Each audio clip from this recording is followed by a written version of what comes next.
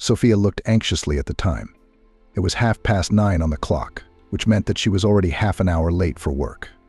That would be all right, but she already had several patients scheduled for this morning. For some reason, everything went wrong. First, she overslept, and second, she got caught in all the traffic she could. "No, not this," Sophia said in a panic as the gas light began to blink.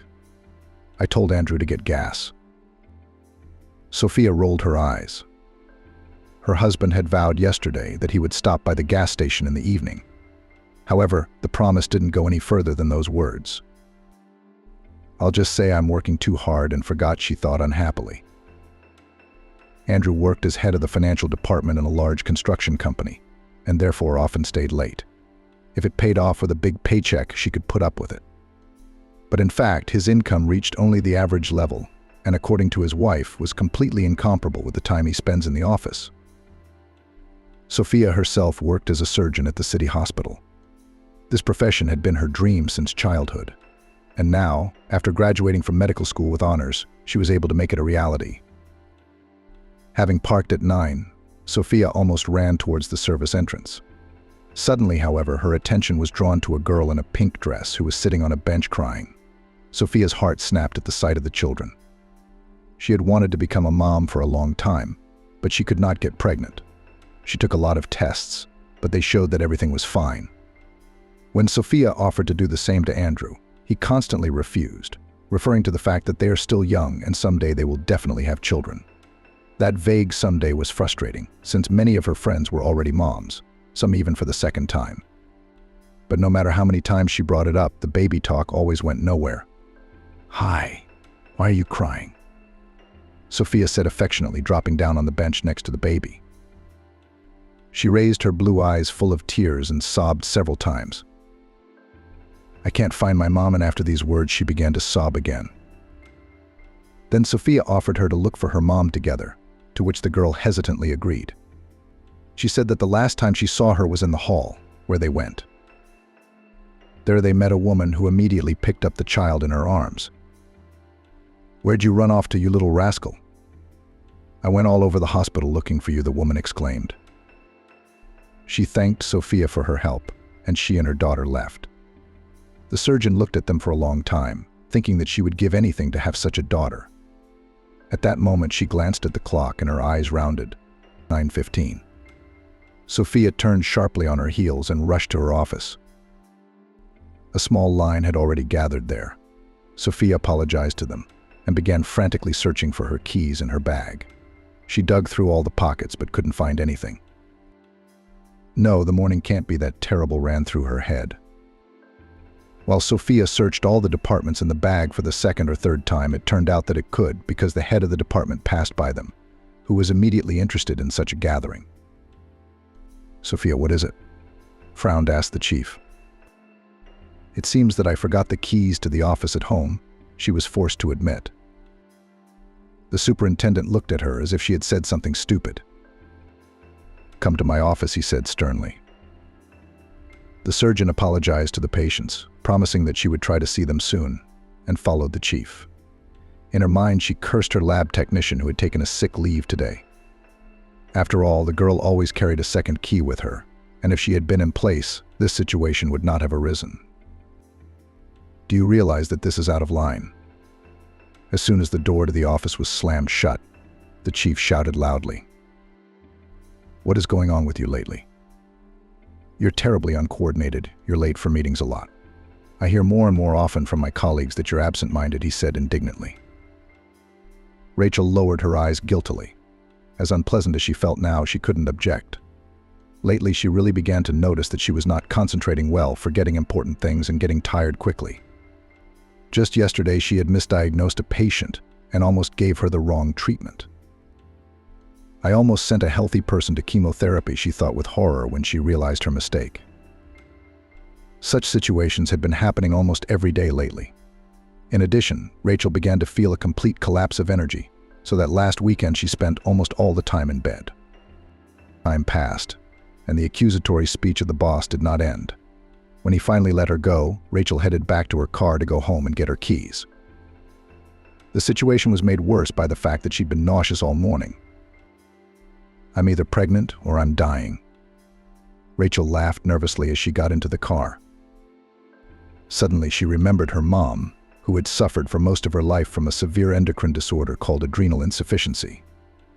As a surgeon, Rachel knew that it was hereditary, and she often wondered if she might have it too. However, she had felt fine before, so she didn't worry about it. But now the possibility that her mother had passed the disease on to her was increasing. The severe form of the disease could lead to coma, and the medium form was characterized by dehydration, decreased blood pressure, mental confusion, and loss of appetite. All of these symptoms had been present in her mom throughout her life. She had a weak body, and so the disease was destroying her with each passing year. Walking into the house, Rachel heard muffled voices coming from the kitchen. It was odd, considering her husband should be at work right now. Give her flowers more often. Women appreciate that, her mother-in-law admonished. Believe me, I bring her a bouquet every time we meet. Andrew said contentedly. Nonsense, Rachel was mentally indignant. You last gave me flowers last birthday. She wanted to go into the kitchen, but the next words made her gravitate to the floor. Well done, son.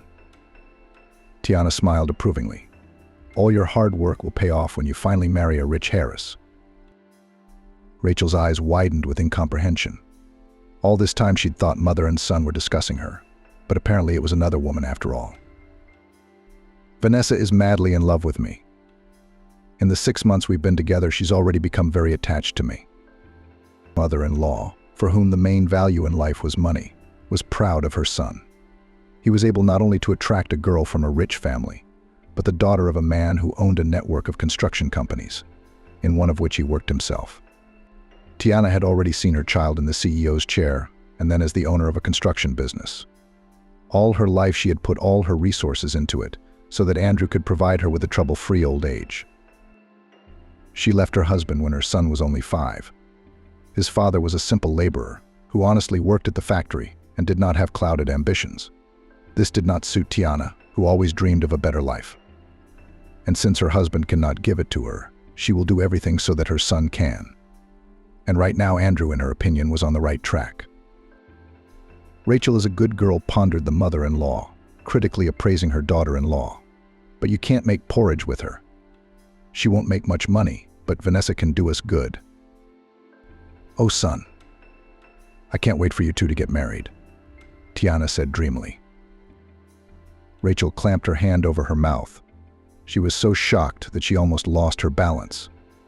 At that moment she grabbed the table, but accidentally hit a glass vase, which fell to the floor with a shrill crash and shattered into hundreds of small pieces. Rachel immediately jumped aside, giving away her presence. Mother and son immediately reacted to the noise. What are you doing here? Shouldn't you be at work? Andrew pestered. The wife's chest was constantly rising and falling from excitement. She couldn't recover from what she'd heard. The shrewd mother-in-law immediately realized everything. I think she heard us talking, Tiana said, folding her arms across her chest. Rachel, what the hell? Andrew was furious. Didn't they teach you to knock? Didn't they teach you to be faithful? She retorted in a shaky voice. There was a tension in the air that made everyone in the room uncomfortable. No one gave you the right to eavesdrop on other people's conversations, her mother-in-law said coldly. She realized that all the secrets had come out, so there was no point in pretending to her daughter-in-law. Rachel felt as if all the air had been sucked out of her lungs. She was outraged that her husband and his mother were being so brazen. They had both deceived her, and now they were making it look like it was her fault. You're disgusting, was all Rachel could manage to say. She abruptly took the work key off the hook and went out. She ran through the flights of stairs. Her eyes were filled with tears, which poured out in rivers, making her unable to see anything. But Rachel knew that she was not going back. After driving a few meters away from her street, Rachel stopped in an unfamiliar neighborhood and let her feelings come out. She sobbed, beat her hands on the steering wheel, and couldn't believe that her husband, with whom she went to sleep every night, shared dinner, and woke up in the morning, had treated her so badly. Oh shit, Andrew thumped the table. I actually didn't want her to find out about it like this now. Oh, come on now, his mother waved her hand. It was going to happen anyway. So what did it matter when?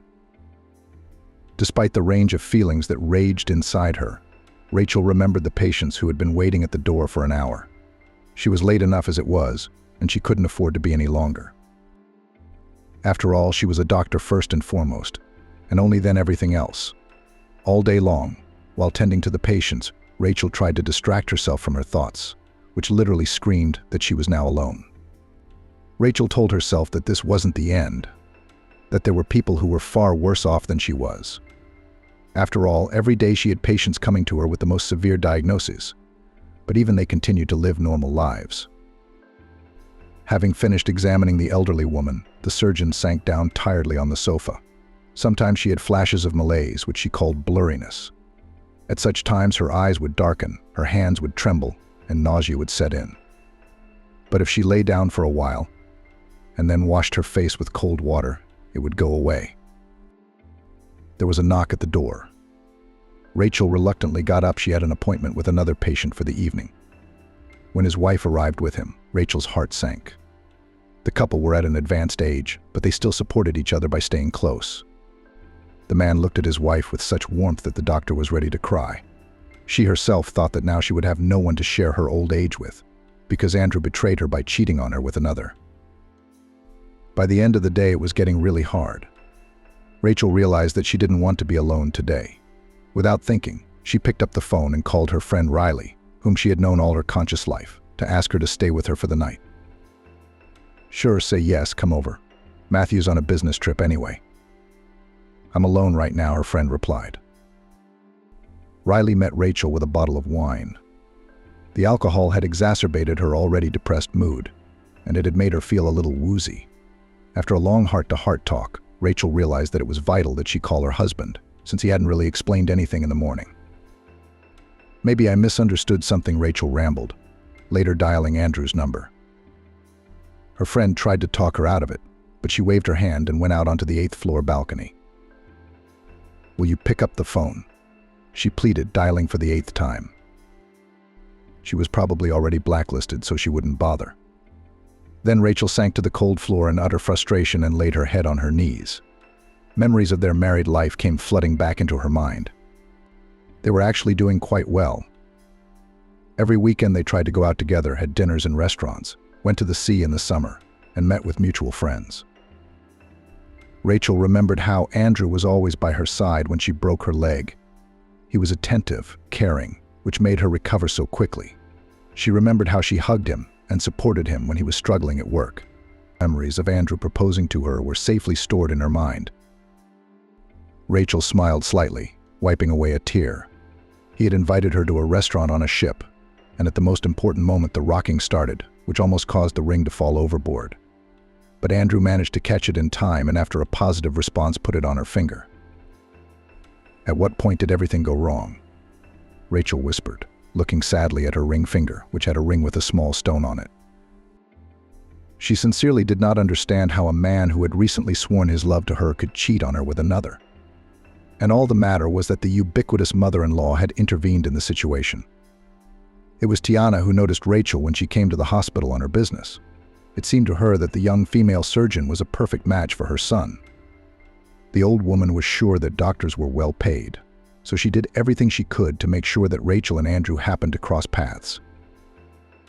What was her disappointment when, after several years of married life, her daughter-in-law had yet to become a famous and sought-after doctor. The profession still seemed prestigious and respected in society. However, it brought only pennies, and her daughter-in-law did not take any bribes. In recent months, mother-in-law began to realize with such a wife her son will not succeed, and therefore need to look for a better option. She persuaded him every day, saying that such a man deserves much better. Andrew, who from childhood was deeply attached to his mother, and even as an adult considered her opinion, seriously thought about these words.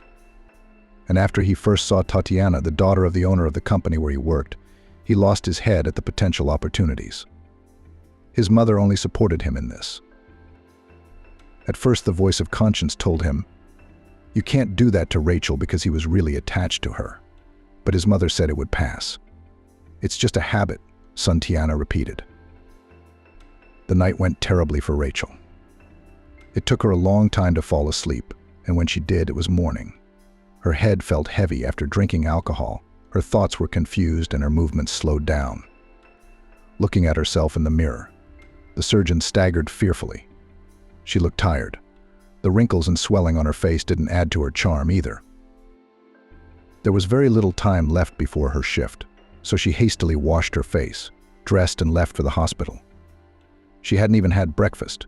She was looking at the ring with different eyes today. Rachel was incredibly angry at her spouse, who had caused her so much pain. As she drove past the highway, she opened the window and threw out the damn ring. "I divorced him," Rachel said stiffly as she looked in the mirror. She felt sick again in the morning, causing her to have to linger in the restroom to clean herself up, so she was late again when she arrived at her office. Except that, instead of patients, there was the same head of the department, her colleague Lena, also a surgeon. In the team, she was contemptuously called Lenachka for the fact that she liked to serve her superiors. "Rachel, you do not seem to learn anything from life." Heavy sighed the chief, crossing his arms on his chest. "You and I have just recently talked about everything. What do I see?" Another distracted look. Late again. Ella, standing next to her, stifled a giggle that made Rachel barely restrain herself from rolling her eyes. "I apologize. It won't happen again," the surgeon said. "Of course it won't, because you won't be working with us anymore." "What do you mean?" Rachel stared. "You're firing me?" "That's exactly what I'm doing. I can't stand your mistakes anymore." She was confused for a moment. Of course, Rachel didn't deny that she was absent-minded, that she was late a lot lately, but she had never made a mistake. Even when she almost sent a woman to chemotherapy, she was able to orient herself in time and prescribe the right treatment. So there's no way management could have known about it. "What mistakes are you talking about?" She frowned. "Rachel, you don't have to pretend and waste my time. I'm well aware that last Tuesday you treated a girl who came to you with oncology and prescribed the wrong medication. And when the patient came to complain, you threatened to inform her family, from whom she was hiding it. Do you really think that after such blatant insolence, I will keep you on staff?" The chief turned red with anger as he said this. "Wait a minute," Rachel said in complete shock. "But no one came to me with oncology, I'm telling you. That Tuesday I had." She began to strain her memory to recall her patients, but she found that day was a blank slate. Rachel couldn't remember anything, but she was sure she couldn't have done it. And while she was nervously trying to remember her visitors for that day, Ella intervened in the dialogue. "You see, Oliver." Ella shook her head, turning to the chief, which was to prove the point. "Rachel has been extremely unprofessional lately." "You know what?" She glared at her colleague with a challenge. "I may have had some slip-ups lately, but I would never do something this mean in my life." Rachel had been set up. The conversation continued in the superintendent's office. No matter how much Rachel tried to prove her innocence, Oliver decided to fire her. As Rachel left, Ella shone brighter than a few suns. Rachel clenched her fists with rage. She knew that this lady had always been jealous of her and would do anything to be mean to her if she saw it as a benefit to herself. So no, there wasn't even a doubt that this snake had something to do with the dismissal. Rachel remembered Ella seething with anger when she was promoted to the position of surgeon. After all, they had come to this hospital at the same time. But Rachel was climbing the career ladder much faster, which made her colleague jealous. "Well, she's just waiting for the right moment," Rachel thought irritably as she left the hospital building. She didn't smoke, but now she desperately wanted one. In the last 24 hours, she had lost her home and her job. The two most important parts of her life. What to do now, where to go, what to live on. The questions swirled around in her head, making it even worse. In utter exhaustion, she sank down on the bench and began to think hard about what to do next. She couldn't go back to her husband's house. That door was closed to her forever. Only her friend remained. Just as Rachel was about to dial her, Riley called her. "Can you believe Matthew finally agreed to take the baby out of the orphanage? He's coming back from a business trip tomorrow, and we'll go together to meet the kids." Rachel swallowed a huge lump and squeezed out a few words of congratulations. She didn't even stutter about needing help. Riley is starting a new phase of life that definitely has no room for her poor friend. Hearing about the fact that she was going to have a baby boy soon, Rachel felt her breasts flooding. Citing the fact that she had a lot of patience right now, she hung up without even telling her that she had been fired. Her friend didn't need the details. At that moment, Rachel clearly felt how lonely she was. No one could help her, so she had to find a way out on her own. The money she had received at the settlement was not much, and therefore the only possibility was to rent a completely ruined apartment, which was not even properly repaired. But at least it was some sort of dwelling. Better this than living in the open air, Rachel thought as she looked around. This apartment didn't even have a bed, so she had to buy a mattress to avoid sleeping on the bare floor. Rachel was terrified of what would happen when the cold weather came, for there were heating problems. In the evening, Rachel decided to go out for a walk to get her mind off things and to explore the new neighborhood. It was hard to stay in the housing for long. The story of her predicament soon reached her husband. Andrew felt sorry for her. No, he did not wish her harm, and so he felt a twinge of conscience for what she was going through. Andrew saw all the missed calls that Rachel had left a couple of days ago, but his mother was nearby, so he didn't pick up the phone. He decided to talk to her now, though. Rachel grinned nervously when she saw a familiar name with heart-shaped smiley faces on the screen. Her hand reached for the green button to answer, but at the last moment she changed her mind. "No, since I've already thrown away the ring, I'm not going to answer," she said out loud and disconnected the call. Rachel continued her walk, but suddenly her attention was drawn to a black purse that was lying in the middle of the street. She walked closer, picked it up, opened it, and exclaimed in surprise, "Oh!" From the fullness of the purse, it was easy to conclude that its owner was not poor, at least not when he was with it. There was also a business card in Vincent's name. "Oh my God," Rachel exhaled. "That's almost one of the richest men in the city." She remembered reading about the businessman's success in the newspaper, and the more surprising thing was that right now Rachel was holding his wallet in her hands. She took out her cell phone and dialed the number. "Vincent, good afternoon. My name is Rachel, and I'm..." Before she could finish, she was interrupted. "Is this about the job?" It was a man's voice. She thought that fate itself was smiling on her. Such a chance, and it should not be missed. She quickly found herself. "Including. But I also found your wallet, which I would like to return, and at the same time to discuss the terms of work." "Really?" The businessman's voice sounded a little surprised. "Well, then I'll be doubly glad to see you." They agreed to meet that very evening. Rachel rubbed her hands together in anticipation, hoping that this was her chance to improve her life a little. But she didn't even realize that all this time she was being followed by a tramp, whose keen eye could not hide the wallet she had found.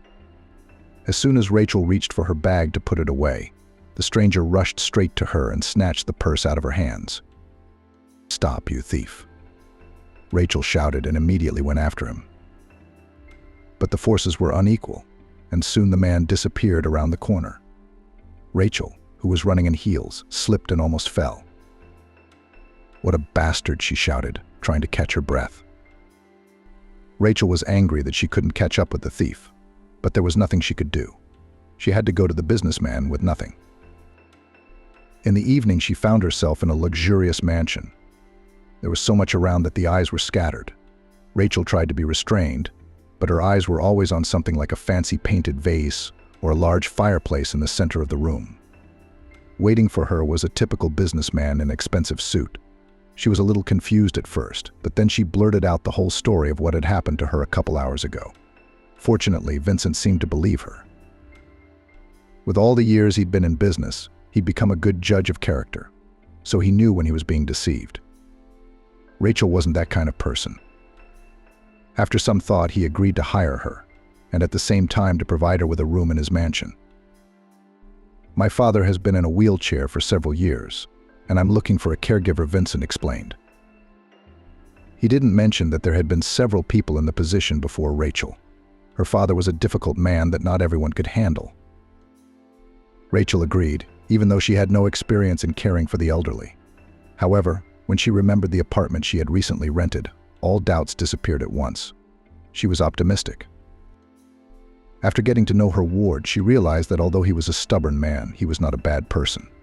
So she was able to find a common language with Eden. The older man liked the new nurse too, and her workday was going well until she met the businessman's fiancé. Vanessa saw her father-in-law's nurse as her plaything, so she immediately began to mock her. When Rachel was on her way to Eden's house to bring him lunch, Vanessa shoved her on purpose, causing the tray of food to fall, staining the floor and walls. "Why are you looking at me, you little brat?" The businessman's fiancé lashed out at her. "Get a rag in your hand and get to work." Rachel realized that this lady took great pleasure in her humiliation, but she was not going to indulge her. "First of all, you pushed me, and secondly, cleaning is not my job," Rachel explained calmly, withstanding the contemptuous glance of her interlocutor. "Do you realize who you're talking to?" Vanessa was furious. "One word from me and you'll be out of this house in a flash." Rachel did not further develop the conflict. In some ways, this arrogant lady was right. She really could lose her job because of her. So she silently went to the kitchen and asked for a new portion. Rachel tried to hold it together during the day, but at night she was filled with resentment and injustice. She cried into her pillow. No one had ever allowed her to be insulted before, though she'd had a couple of bad patients. But they seemed like angels compared to Vanessa. And Rachel hadn't spent all those years studying hard to entertain an old man. Of course, she had no complaints about Vincent's father. She thought him a pleasant man. And she was truly sorry that his illness had confined him to a wheelchair. But Rachel clearly felt she was wasting her potential by feeling like some kind of animator. Usually when she felt so bad, she would go to her mom, put her head in her lap, and soothe herself. But a few years ago, her mom was hit by a car, and there was no one else to comfort her in her time of need. Thinking of her mother made her heart clench harder. Some scoundrel at a crosswalk had hit her and then fled like the last coward without even calling an ambulance. Mom had poor health and therefore left almost immediately. The police opened a criminal case, but the killer was never found. Several years had passed, but Rachel still felt a sharp guilt in front of her mom for the fact that she had never been able to put the culprit in jail.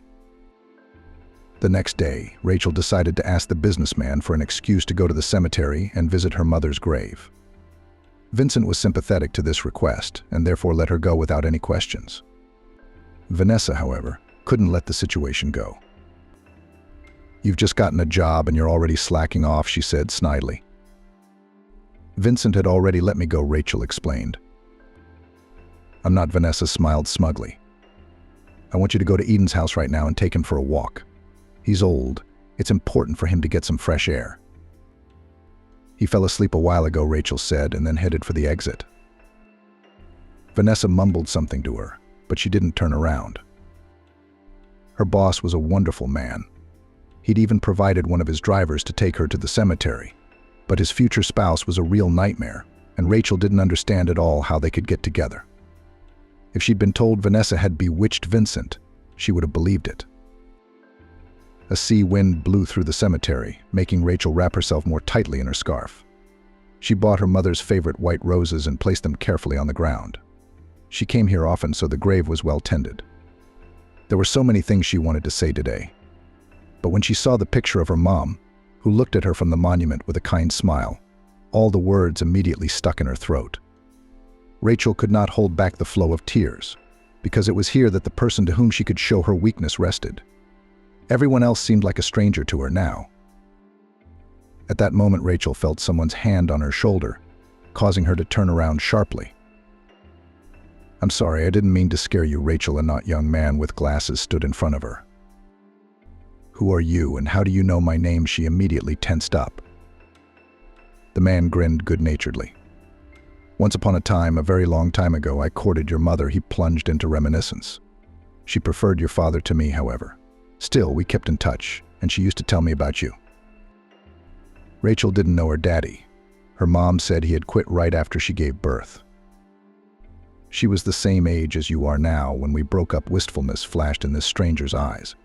"But that's all lyrical. That's not why I'm here." "And what do you want?" Rachel finally managed to utter. The man didn't answer anything, but instead pulled a piece of paper with some number written on it out of his pocket and held it out to her. "This is the number of the locker that's in the storage room. It has the answers to all your questions." While Rachel was looking at the note, the stranger had managed to disappear as if he hadn't even been here. She looked around eagerly because she had a lot of questions for him. But he was gone, at which Rachel realized it was time to leave. Why, she smiled, wiping away a tear. "I think I'm in for another adventure." Rachel decided that Vincent wouldn't judge her if she was a little late, so she asked the driver to make a short detour to the locker. She dialed the number of the box with trembling hands, sensing that its contents might turn everything upside down. Inside was a stack of letters signed in neat handwriting. "That's Mom's." Her mind raced, and she began to read the lines with bated breath. The more she read, the more her eyebrows rose. In these letters, Mom expressed her fears that her half-brother wanted to take over their father's inheritance. She wrote that conflicts between them had increased lately. "I don't recognize Eden anymore. Daddy's million has turned his head, and I think he is now capable of any meanness toward me." At the bottom was Megan Tyler's signature. A terrible guess made Rachel's body goosebumps. Could it be that Eden, whom she'd been courting as of late, was her mother's half-brother? No, this is some kind of mistake," Rachel muttered nervously, running her hands through her hair. "There's just no such thing. I love my brother and my nephew Vincent, but it can't go on like this. If he doesn't stop his manipulations, I'm going to sue him." Rachel turned even paler. Everything fit: the first name, the last name, and even his son's name. Eden is Mom's half-brother. But what particularly stirs her is the fact that Mom wrote those letters a few months before she died. Could this mean that the harmless old man she was now caring for was involved in her death? Rachel didn't want to believe it. In the few days she'd worked at Vincent's house, she'd grown attached to the older man. And she didn't want to believe that he was the reason she'd lost the most important person in her life. Rachel was so agitated that the obsession came over her again. Her eyes darkened. Her hands began to shake, causing her to sink to the floor. Not now, Rachel thought, rubbing her temples to regain consciousness. It wasn't until a couple minutes later that she was able to get up. She took a few deep breaths and then put the letter in her bag and left the storage room. Rachel drove to Tyler's mansion with a heavy heart. It was vital that she talk to Vincent's father, but she dreaded the conversation. "Eden, am I disturbing you?" Rachel asked gently as she entered her ward's room. "Come in, dear," he said good-naturedly. The woman smiled weakly. Rachel did not beat around the bush and immediately laid it all out as it was, showing her mother's letters. And with each word her face grew darker and darker. "I knew that someday I would have to pay for the mistakes of the past," Tyler S.R. said quietly. "Did you kill her?" Rachel asked in a hoarse voice. He struggled with his feelings for a long time, and when he couldn't stand it, he cried, covering his face with his wrinkled hands. Rachel did not know how to act. His long silence was literally killing her. At last, he managed to pull himself together. "No, my dear, but I deceived her. I was young and terribly stupid. I thought money was the most important thing in life," Eden said with a heavy sigh. "I forged our father's will and did everything I could to leave my sister without an inheritance." Rachel was silent. He said terrible things, but he didn't seem to have killed my mom. "My sister was a proud woman. She didn't grovel to beg me for a piece of the inheritance." Megan walked away with her head held high. "Cut me out of her life forever. She didn't even tell me she had a daughter." "So you didn't know who I was when I came here?" Rachel clarified. "No," the man smiled sadly. "Of course I couldn't help noticing how much you looked like your sister. But I thought it was a mockery of fate. I wanted to apologize to her, but when I got my thoughts together, I was told she was dead." "Then what happened to Mom? Was it really just an accident?" Rachel couldn't understand. "It was," Eden said. "It was a young guy who got behind the wheel drunk. I wanted to find him to turn him into the police. But, as it turned out, a couple days after he hit his sister, he was in an accident that killed him. So fate, you could say, punished him." Rachel couldn't digest what she was hearing. The contents of the storage locker had really turned everything upside down. She'd learned so much that her head was swimming. The next day she sat at the table no longer as a caregiver, but as a family member.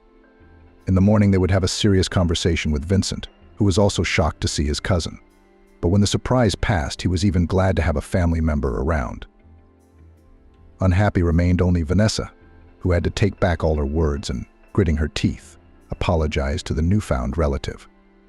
After that, she walked around like she'd been drowned in water. "I'll make sure you get the inheritance you're entitled to," Vincent promised. His father nodded approvingly. A son corrects his father's mistakes. Vanessa gave her fiancé an eloquent look that said, "What are you doing, however?" He paid no attention to her and continued with his breakfast. As the businessman was about to leave for work, he stopped and asked Rachel for one favor. "I have some suspicions about Vanessa, but I don't want to accuse anyone in vain," he began tactfully, alluding to his fiancé's infidelity. "Would you mind watching her?" Rachel agreed, as she felt that the lady was hiding something. She shamelessly hacked into her phone at the earliest opportunity. A couple of hours ago, Vanessa had reprimanded the cook for nothing and called her harshly, after which the poor employee ran away in tears. So Rachel decided to carry out a small but fair revenge. She didn't know what to look for, so she just went into the gallery. What was her surprise when, flipping through the photos, she found an image where Vanessa was sitting in an embrace with Alex.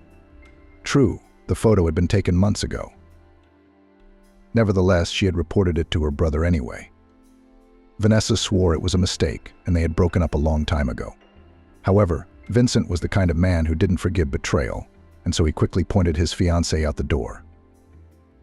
Rachel was embarrassed that she'd provoked the situation, but her brother assured her that he'd had his own suspicions about Vanessa, so he'd only confirmed them. "It's no great loss," he grinned, noting that Vanessa had been costing him not only his wallet but his nerves as well. Vincent made good on his promise, and soon enough his sister received her and her mother's share of the inheritance. Just then, Alex decided to file for divorce. In his mind, Rachel was still a loser who had lost her job and had to rent a cheap one-bedroom without repairs. So he thought it was the perfect time to win the trial and take all the property for himself. What was his surprise when, instead of a life-stricken sufferer, he met a self-confident woman in an expensive pantsuit and with a beautiful styling on her head, and accompanied by the best lawyer in town. Alex was in for a real letdown. He walked out of the courthouse with nothing. Everything that could be taken, Rachel had taken: their house, their car, and even a small cottage. It was her little revenge for all the suffering she had to endure at his mercy.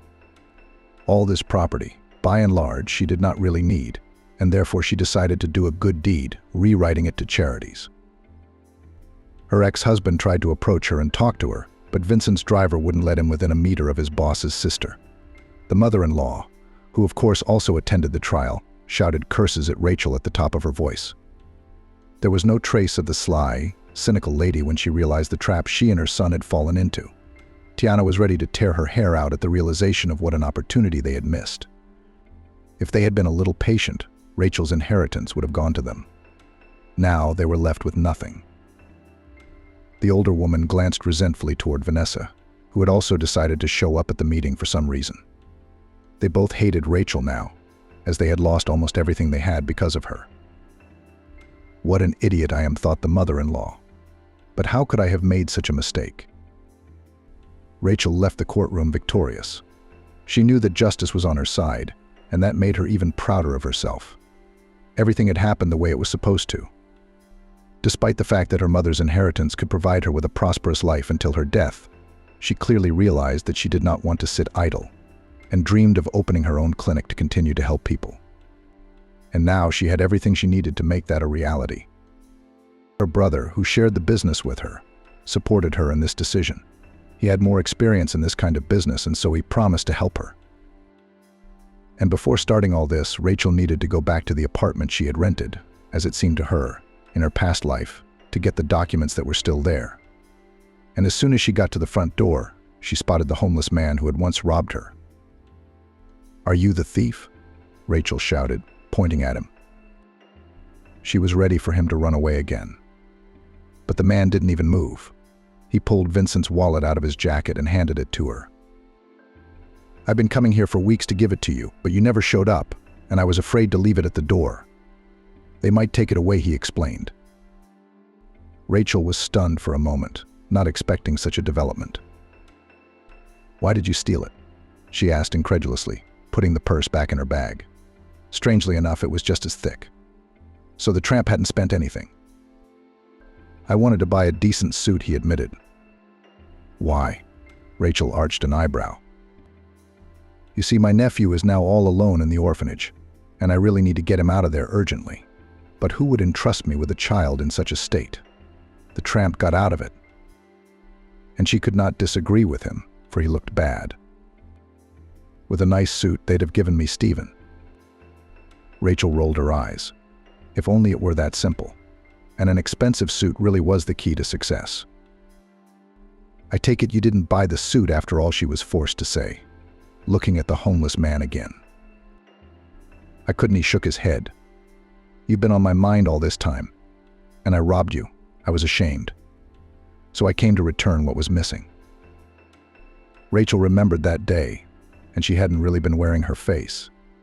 She was wandering the street, trying to figure out what to do with her life. And then somehow things started to turn around, and she found out that she owned a large inheritance. As the man was about to leave, Rachel called out to him. Wait, what about the suit? She grinned. What the hobo didn't understand. You're the one who needs a suit, Rachel reminded him. Let's go buy one. She had no more anger for the man, no matter how badly he'd done something. He had repented and even tried to make it right in the beginning, so she could forgive him. Well, and the story with her nephew in general touched her, and she wanted to help these people. It turned out that the vagrant's name was Lucas. A year ago, his brother and his wife died in a car accident. They were left with a son, Stephen, who was immediately placed in an orphanage. Lucas himself has not communicated with his family for many years, ever since he left home as a teenager. His parents didn't want to know him, and his brother was the only one in the family who talked to him and helped him. You see, taking Stephen away is something I owe my brother, Lucas said. He's done so much for me. I can't leave his son to fend for himself. Rachel nodded. She, too, thought the child should be taken away. She realized, however, that her new acquaintance had very little chance.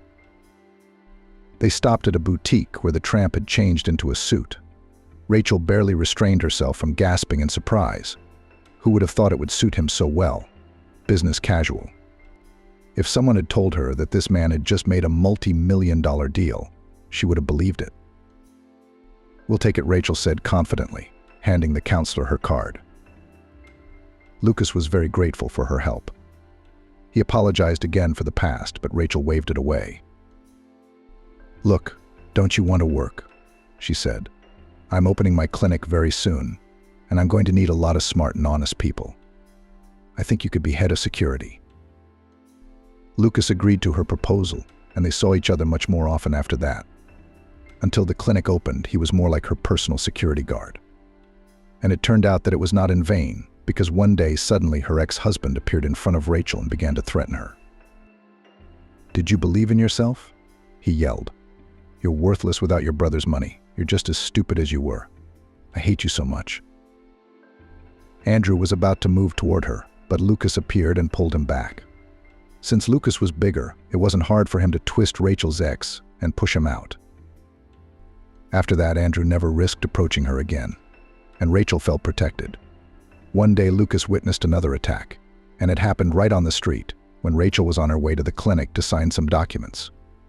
He was able to pick her up and bring her to her senses. That's when she shared with him the disease, which she used to hide from everyone, considering it a shameful curse.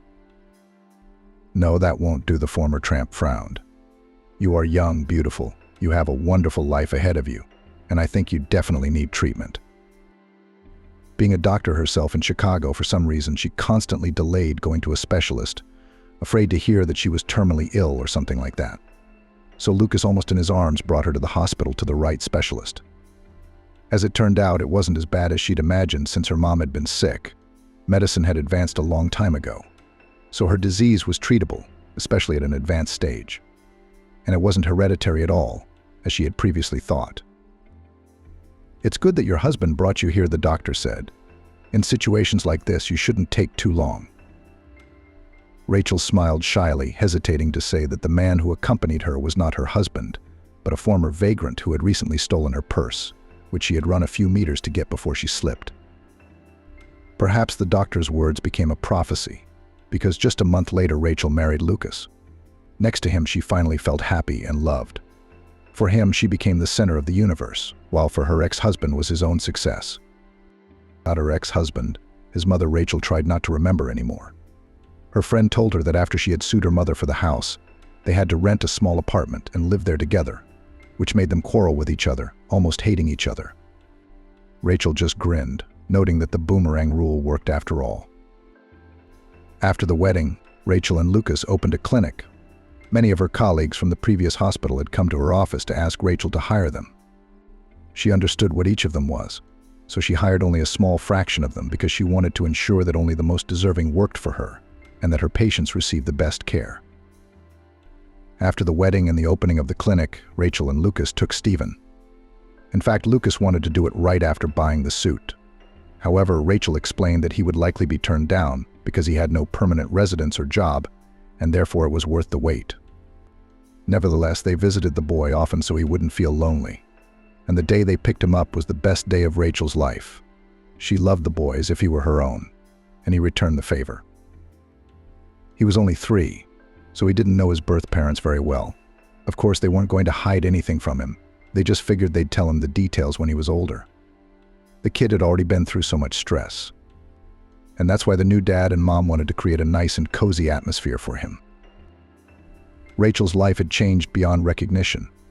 Now she spent half of the day in her own clinic, and the other gave the family, engaged in the upbringing of her son. She did not have an annoying boss who dictated her terms. And so her talent became the talk of the town.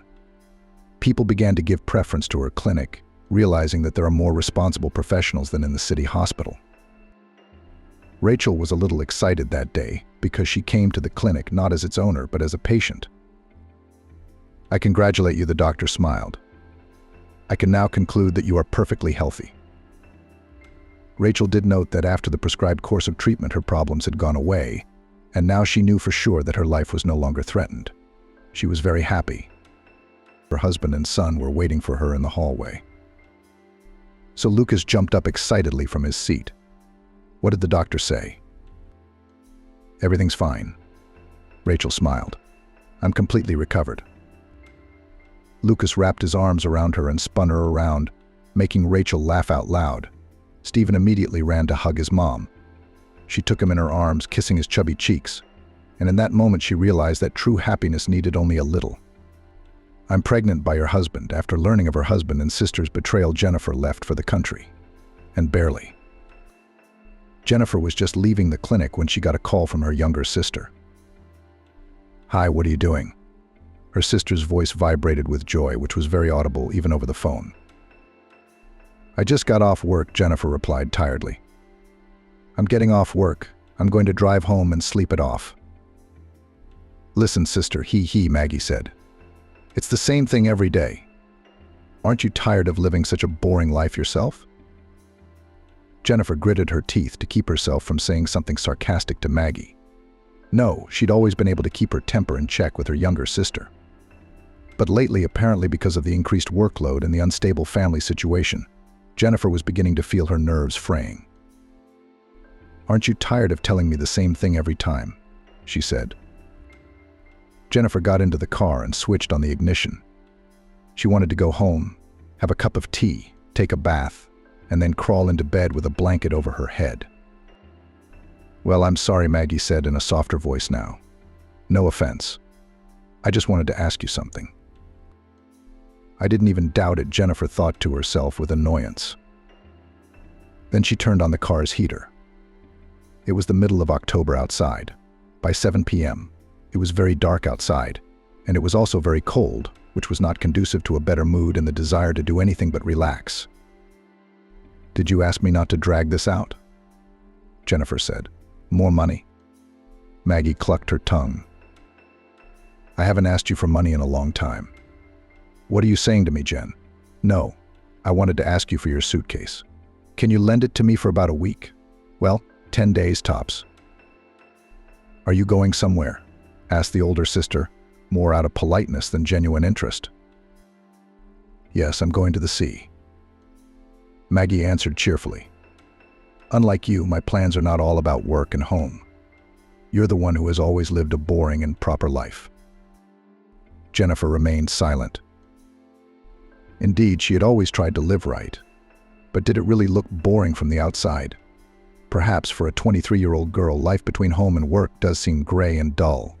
But that was Jennifer's life before marriage. Maybe she really is living life the wrong way. Von Bridget is constantly traveling somewhere and manages to work, and her personal life is boiling. And Jennifer, right after graduation, got married, got a job at the clinic, and since then in her life almost nothing has happened.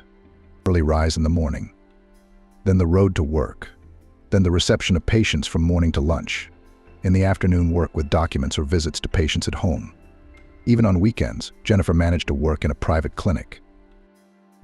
When she was on holiday, she either went on training courses or spent time at seminars and conferences.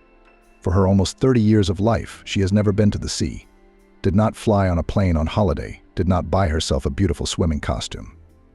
I guess her life really was boring and dull. Line. Maggie even giggled into the phone. Can you hear me? I need a suitcase. You're always going on holiday, Jennifer replied, distracted from her sad thoughts.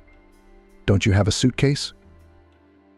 Can you believe it? Maggie kept talking into the phone, unable to get a word in edgewise. On my last trip, my suitcase was dropped when I was reloading my luggage.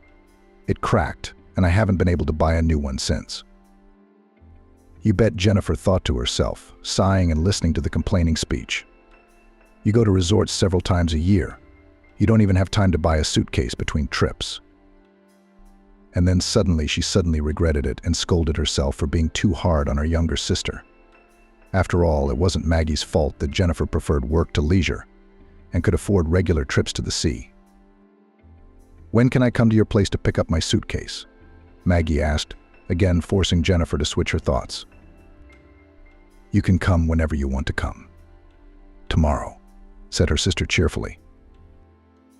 I don't suppose you're in any condition to receive guests today? Yes, tomorrow afternoon would be better. Tomorrow's Saturday. I'll be seeing patients at the clinic until 3, so come after 3. That's fine. Thank you. The nurse chirped something else into the phone, musing about how her trip was going so well. Autumn was setting in outside. She'd be going to some hot country, splashing in the warm sea, and she wouldn't have to freeze in the city until the heating came back on. Jennifer got home at about 8 o'clock. She entered the empty flat, found the light switch in the hallway by feel, and switched on the light. She sat down on the banquette by the entrance, stretched her legs out. She sighed heavily. How lonely it was on nights like this, when Winston was late at work and Jennifer had to return to the empty, dark flat. How many times she'd wanted a cat or a dog, but then she'd talked herself out of it because she realized that, because she and her husband were always busy at work, it would be hard for the poor creature to sit alone and cooped up for long hours.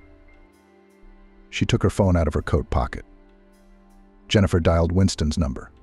She didn't expect her husband to answer immediately, or that he would answer her call at all. Sure enough, the phone rang with long beeps, and her husband never answered. After preparing a quick dinner and taking a shower, Jennifer looked longingly at her mobile phone screen. Her husband never called back or even texted. Jennifer, trained by life experience, realized that it was useless to wait for a call from her eternally busy spouse.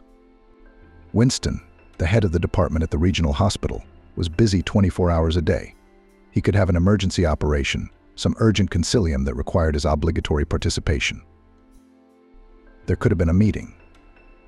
All in all, Jennifer had long since become accustomed to the fact that her husband was a very busy man. She didn't work and didn't voice her opinion on the matter. Already falling asleep in bed after a hot shower and dinner, Jennifer heard the phone ring. It was Winston calling. I'm just leaving work. Jennifer jumped up sharply in bed and looked at the wall clock. It was past 11 o'clock in the evening. She hadn't noticed herself falling into slumber. I'm waiting for you. Shall I heat up dinner? Jennifer asked. No need. I had a snack at work. We had a meeting. Everyone was hungry by then, so we decided we'd order pizza.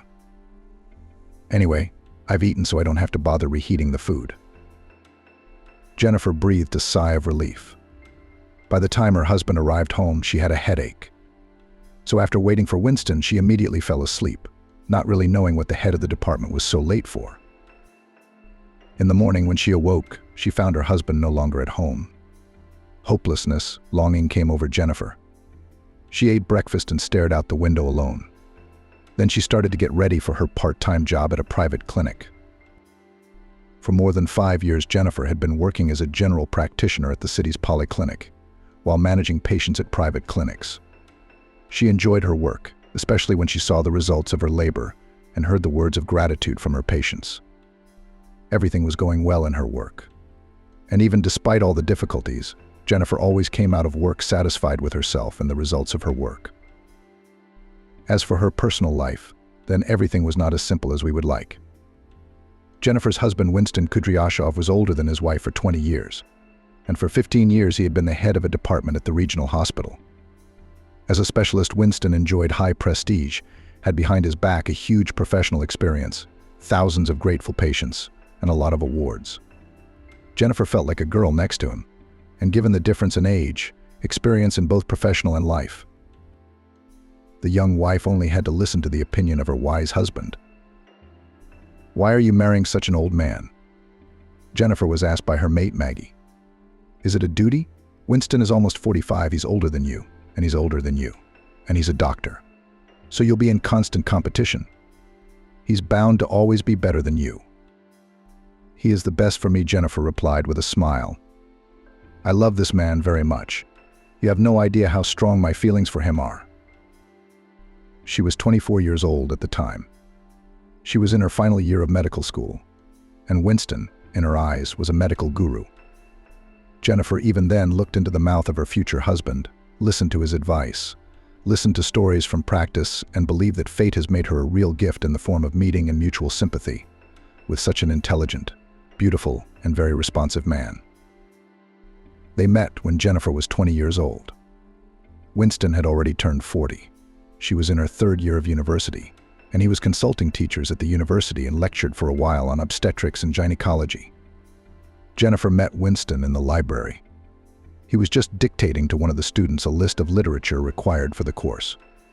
Jennifer went there to prepare for the seminar. "Young lady, you're wasting your time in this library," Winston addressed her when she asked the librarian to look for an ophthalmology textbook for her. "Why wasted?" Jennifer looked up in surprise at the man she had often met in the walls of her university. Winston did not lecture at them, but the girl had seen his picture in the hall and knew exactly who he was. "Because the university's library is sparse on teaching materials. In terms of terminology, I advise you to buy your textbooks from a bookstore. Or better yet, order them online," Winston replied. "That's a strange suggestion from you," Jennifer grinned. "Usually our library gets all the praise, and you say the exact opposite." "I just always tell the truth," Winston said. Winston grinned, then winked at the librarian. "And don't look at me like that, Rachel. Am I wrong? Your library's been short on manuals for a long time," he said. "You're right, Winston," she sighed. Jennifer took a couple of textbooks. As she left the library, she ran into Winston again. "Will you take my advice?" he asked. Jennifer looked at Winston in surprise. "What kind of advice? Go to the shop or order online?"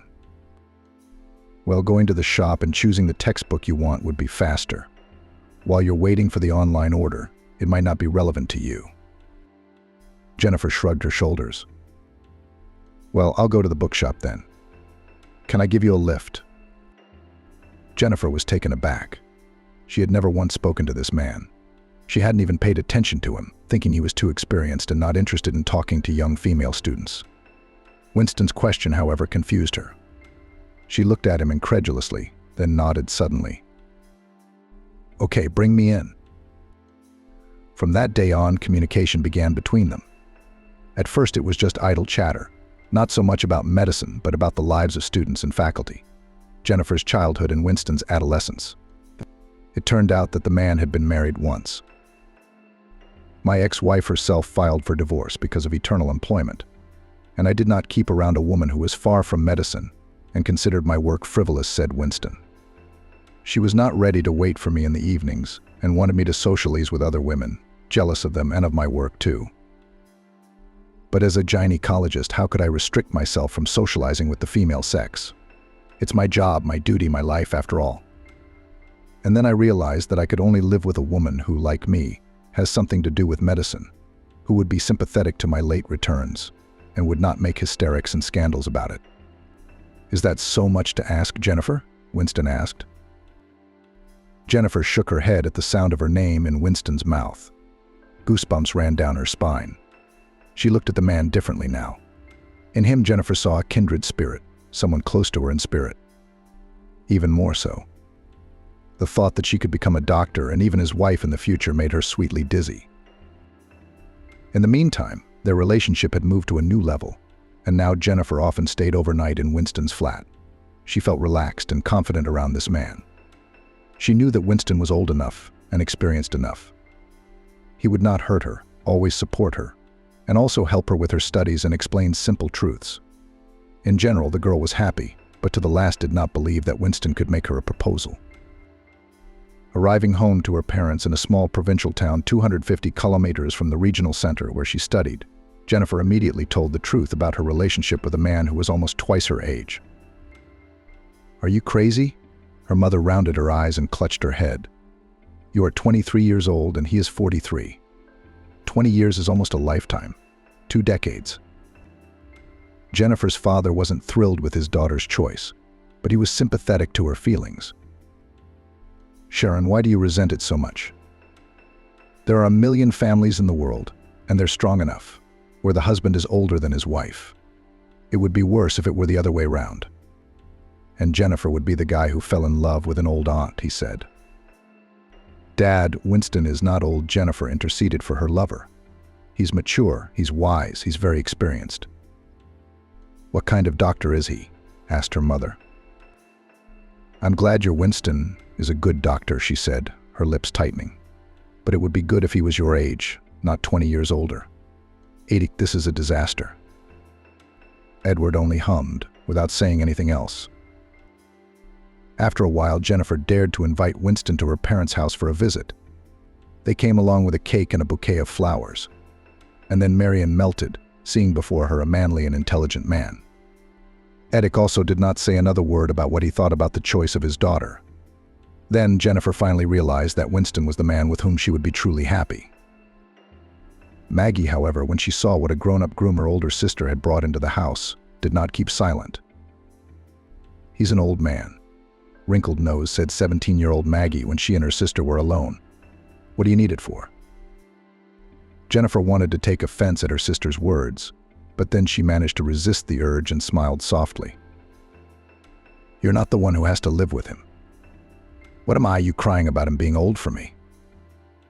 Maggie twitched her nose upwards and wrinkled it funny again. "Well, he's going to be a relative of mine. You look at him like you want to eat him. I'm sure you're already dreaming of marriage and a long life with that old man." "Don't call him that," Jennifer said, feeling herself getting angry with her younger sister. "He's not an old man. He's only 20 years older than I am. When you choose a fiancé, you can choose your own, but don't meddle in my affairs." "Your choice." Maggie shrugged her shoulders. "But sooner or later you'll regret marrying such an old man." Her younger sister's words were not prophetic. And not once in almost 6 years of married life, Jennifer did not regret that she agreed to become Winston's wife. He proposed to her in her 5th year. Then Jennifer moved into his spacious 2-bedroom flat. Soon received a diploma, got a job in the clinic, and was going to enter the residency. When her parents came to visit their daughter for the first time after the wedding, they no longer opposed Jennifer's choice, but on the contrary, they were happy that the girl so successfully married and settled in the regional center. First impressions are deceiving, Marion grinned, strolling through the huge 3-bedroom apartment in the center of town. Winston turned out to be a very nice man. He paid for the wedding and brought you to his place. Hang on to him, daughter. He's a good man. "I know," Jennifer said with a smile. She was in love, happy and ready to move mountains. Being a doctor was a pleasure. Jennifer was sure that she had found a job she liked, and the results of her work pleased her. And each time convinced Jennifer that she had done the right thing. The only thing that confused the young wife of the famous gynecologist was that Winston constantly discouraged her from entering the residency. "Don't you like being a general practitioner?" he asked. "You're all glowing. You're happy to be working. So why go to school and waste your time doing it?" Jennifer didn't argue with her husband because she wasn't used to it. Winston's word was always paramount to her. So after a few months of thinking about her future, Jennifer decided that she would stay on as a general practitioner in a regular clinic. Her friends who had gone to university with her only shrugged their shoulders as they listened to Jennifer's explanations for her refusal to continue her studies. "Don't you think your Winston is just afraid of competition?" One of her former classmates once asked Jennifer. "You'll become a subspecialist and overshadow him with your practice." "You what?" Jennifer only laughed as she listened to her friend's words. "Winston is too experienced and wise enough to be afraid of competition. Besides, he's a gynecologist, which is not my field of expertise." "Are you always defending him?" Grinned her mate. "You're used to the fact that he controls you in everything. He makes you dance to his tune. Personally, I'd be offended if my husband behaved like that." "That's why Winston's my husband, not yours," Jennifer tried to make a joke, but she was suddenly uncomfortable. What if there was truth in her friend's words? What if Winston was afraid that his wife might be better than him? Jennifer carefully avoided these thoughts. She didn't want to think badly of her husband. She loved him too much. 2 years after the marriage was registered, Jennifer thought about having a child. She was already 26. Her husband was an excellent gynecologist and she had no fears about motherhood. "Winston," she said, trying not to make the words sound like a decision she'd made alone, "do you want children?" Winston looked at his wife somewhat distantly, as if Jennifer had started a conversation off topic. "Honey, why are you asking me that? You're 26 years old. It's too young to be thinking about this." "It is." Jennifer was annoyed by Winston's words. "I'm 26 years old, which is the right age to have a baby. You don't have children from your first marriage. Maybe it's time to become a father." There was so much hope and anticipation in Jennifer's voice that she could barely contain her emotions. As for Winston, it was as if he had no desire to become a father. "It's too early. Do your work. You need to make a name for yourself to be able to advance in the future." "But how am I going to get ahead if I'm just going to sit in a regular GP's office?" "You're the one who talked me out of going to school, and now you're talking me out of having a baby." Jennifer didn't notice that she had spoken with resentment in her voice, and she stopped when she saw her husband's stern look. "It's not time yet," Jennifer Winston said. And that was the end of the matter. Jennifer, unused to arguing with her husband because of his unwavering authority and age, had given herself her word that she would not bring up any more talk that displeased Winston.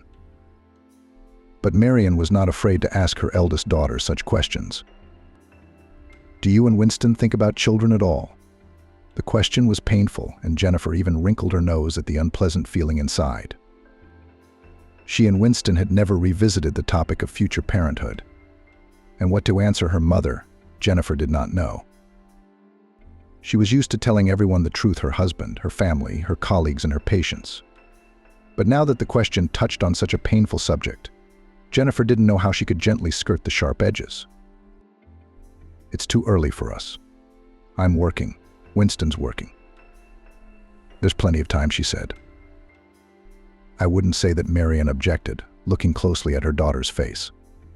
"You'll be 30 soon. And you say it's early. I gave birth to you when I was 23.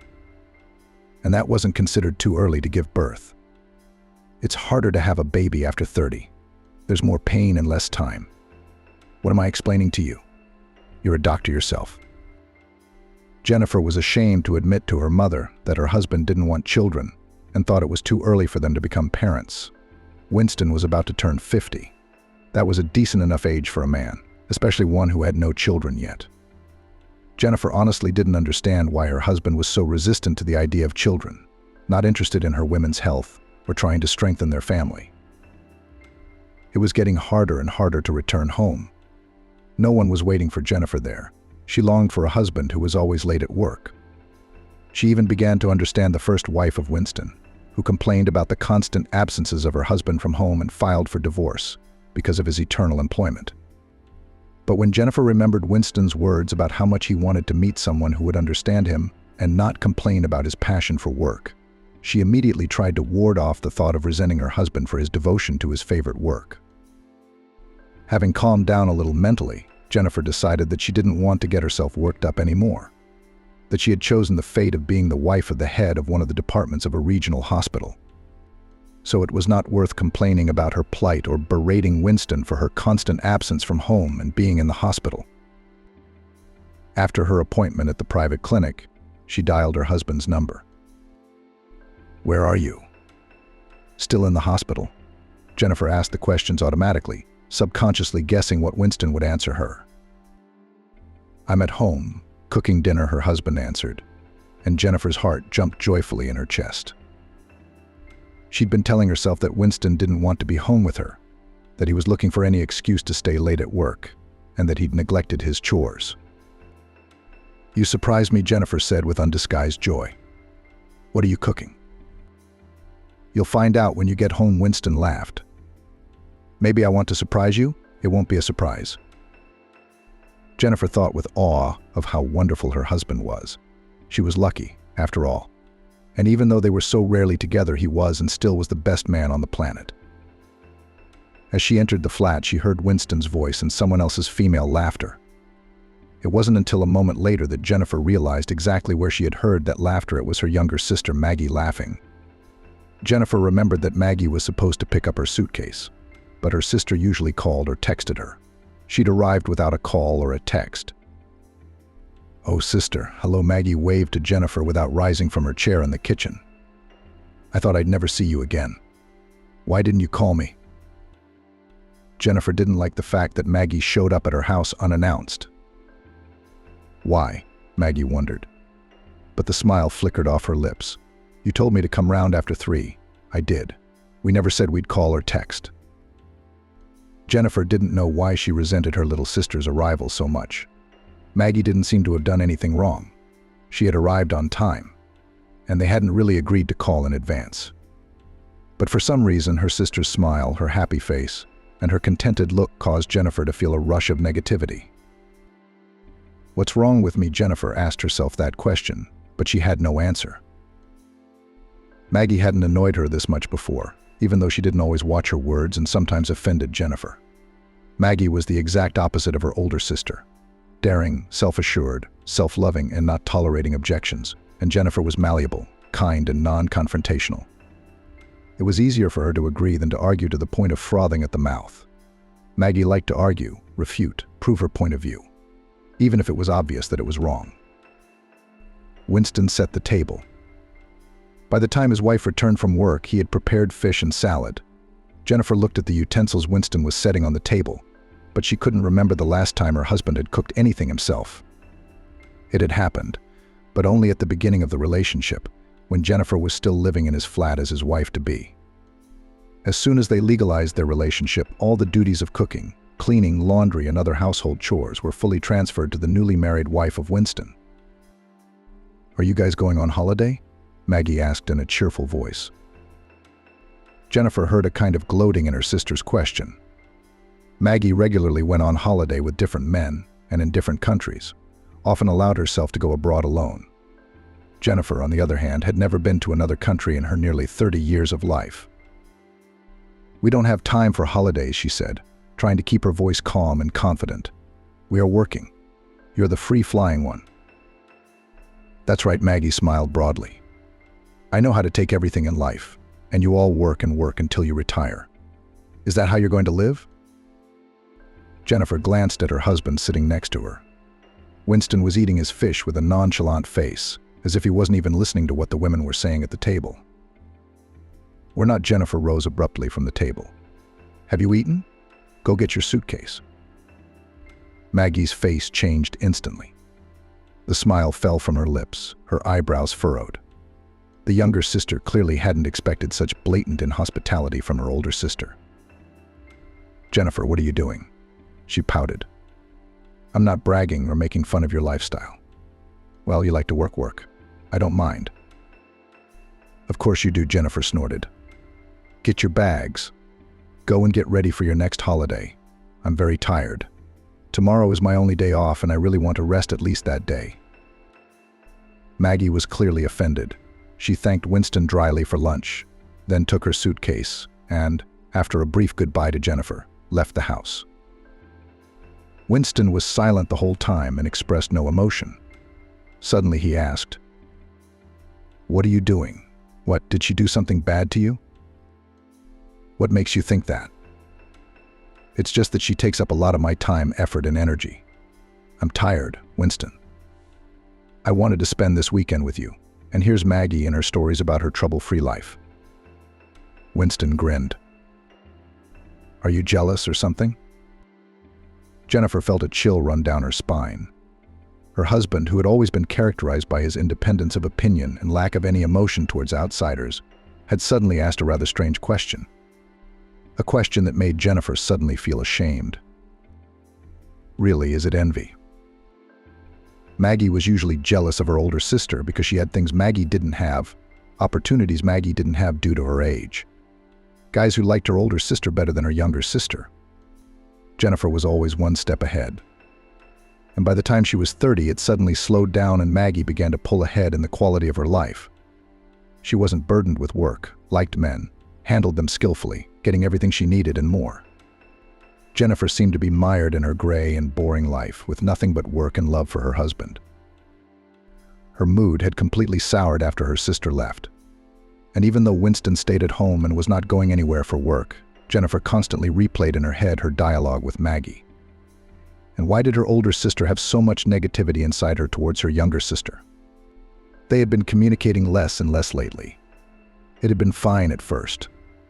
As soon as Maggie moved to New York, she was constantly asking to borrow money or to sleep over at Jennifer and Winston's flat. In the last 2 years, Maggie had become quite independent of both her parents and her older sister. I completely forgot to tell you, Winston distracted his wife from sad thoughts.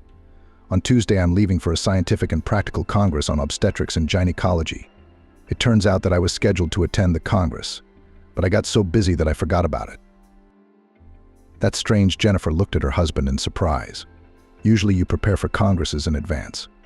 Suddenly you seem to have changed your attitude to such events. Winston brushed it off. Work's a mess. People are quitting in droves and going to private clinics. I've lost track of time. HR called me last night and reminded me about the trip. Where are you going? Jennifer suddenly had a brilliant idea in her voice. What if she went to the Congress with her husband, took a few days off at work, spent time with Winston, and generally changed the environment? The idea was reckless, unusual for Jennifer. But she, annoyed by the meeting and conversation with her younger sister, suddenly also wanted to change something in her life. To Boston, Winston said. For 5 days. Jennifer smiled. What if I come with you, take a leave of absence at my own expense, and we'll go to Boston together? I'll walk around the city waiting for you. We'll go to restaurants, visit a museum, go to the theater. Do you remember the last time we went out together? Winston shook his head. The Congress will go on from morning until late at night, and I won't have time to go to the theaters and restaurants, Winston said. You're going to be upset, and you're going to tug at me and keep asking me when I'm coming to see you. I'll piss you off with my absence, and our mini holiday will be a nightmare. I've been through this before, honey, and I don't want it again. Jennifer looked at her husband as if he were directly discouraging her from traveling together. Not once in the 6 years they had been together had she said a word of reproach to him. Not once had she held him or made a scandal of his prolonged absences. Why now Winston spoke as if he did not know his wife at all, as if she in his eyes had turned into his ex-wife, whom he tried with all his might to forget. Winston, don't you want me to come with you? Jennifer asked uncertainly, still hoping she was imagining it. I do, Winston said hotly.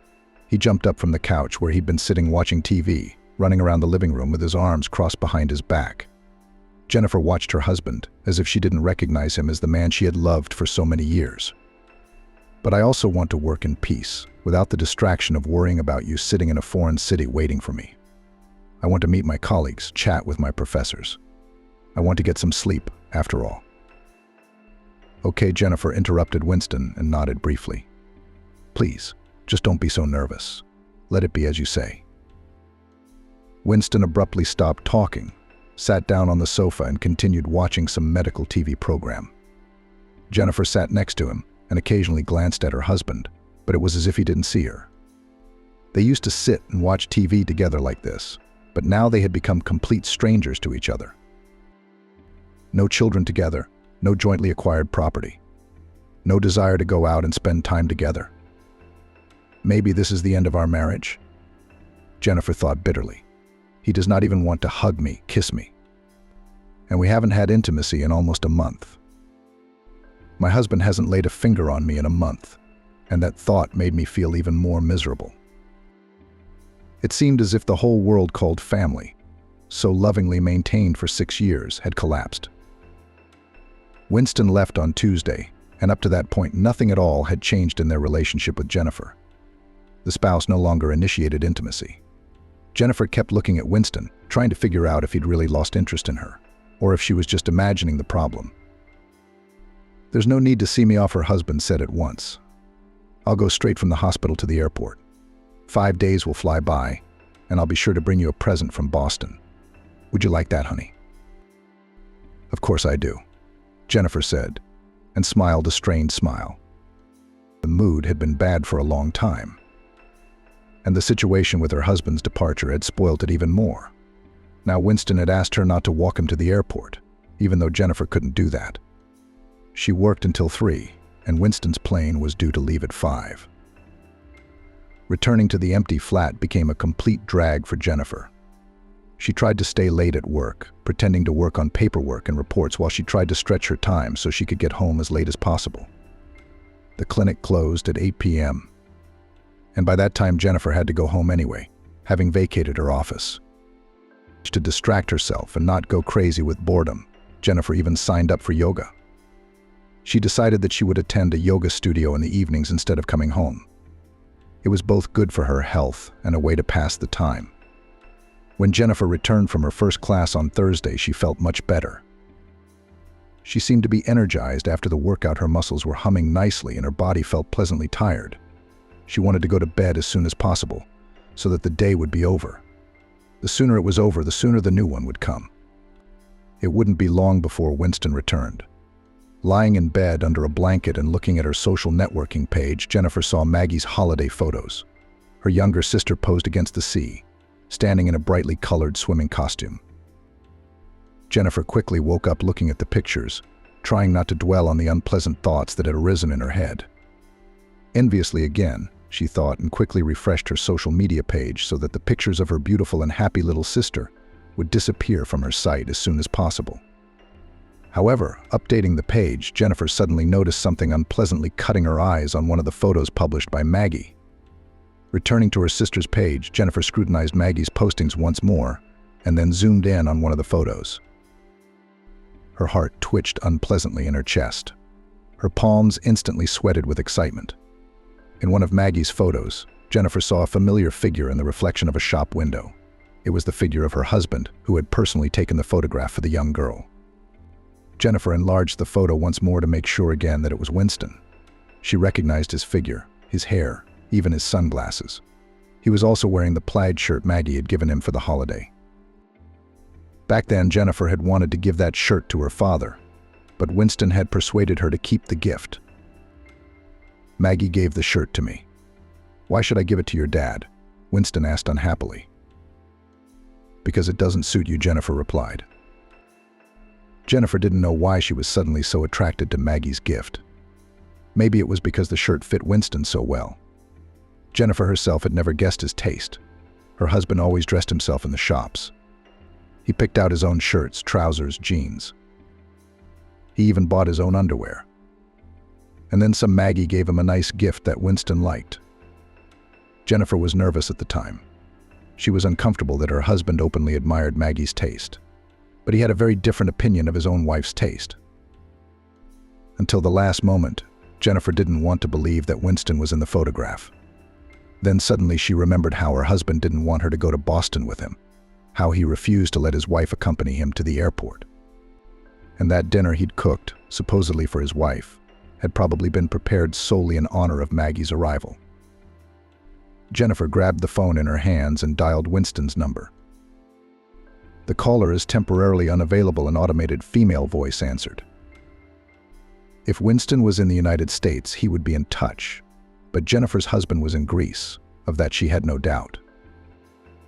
Then she dialed the number of his colleague Kevin, who was filling in for Winston during periods of his absence. Never before had Jennifer called Kevin on her own just for fun. If Winston found out about his wife's behavior now, he would clearly be displeased. "Jennifer, hello." Kevin's voice sounded soft and good-natured. "What happened to Winston? I can't get him on the phone. Is there a problem with his connection in Boston?" Jennifer clutched the phone tightly in her hand, feeling her fingers ache with tension. "Boston?" Kevin's voice sounded surprised now. "Had he gone to Boston? As far as I know, your husband went to stay with his parents in Chicago. He told me his father was sick, so he took a week off at his own expense. Winston visits his father a lot. I mean, he lives alone, he gets sick a lot. Or, Jennifer, am I confused?" Jennifer was silent, ready to cry. She knew very well that Winston does not communicate with his father. John Smith had lived in Philadelphia for many years, where he had gone with his new family while Winston was still at university. This story was told to Jennifer by Winston himself, but he apparently had a different version for his colleagues. "I'm sorry, Kevin, I'm on the phone with Winston," she said. "I got it wrong. I must have been working too hard." She switched off the connection, then tossed the phone aside with a squeamishness. Of course, no Winston had called her. She'd made up the story for Kevin, who could easily guess that Winston was misleading both his wife and his colleagues. So all her husband's trips to congresses, conferences, and other business trips were staged exclusively for her. For his colleagues, Dr. Smith went to his father, while his wife was quietly waiting for him at home, even unaware of the double life her husband led. After a while, Jennifer's hand reached for the phone. Fighting her own reluctance to know the truth, she went back to her sister Bridget's page. Here was her trip to Hawaii in April. Winston had flown to Los Angeles for a fortnight, and Jennifer had been surprised to see how tanned her husband had been when he returned from Los Angeles. And it turns out that in April in Los Angeles is so sunny. "I walked a lot. I did not notice how I burned," said Winston then. Jennifer didn't say anything to him. It did not even occur to her that her husband could be somewhere else, for example, in a hot country with her younger sister. And here was another of Maggie's trips, this time to the Bahamas. Winston was away from home then, too. He was supposedly on a flight to Denver.